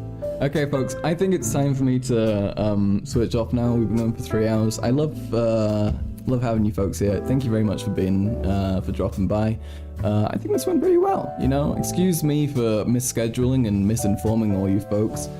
Thank you so much for showing up. Yeah, it's lovely to have you in chat. You really make it bearable. I appreciate you.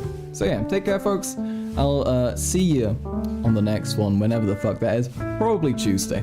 All right. So yeah, see you Tuesday, folks. Take care of yourselves, and yeah, bye bye.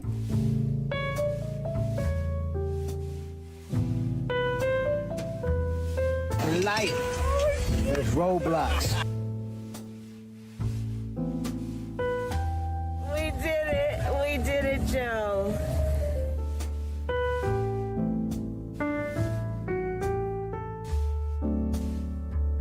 I don't want to see him kissing goblins. He's going to marry a goblin. I just don't want to catch him in bed with a goblin. Having political succubus with goblins.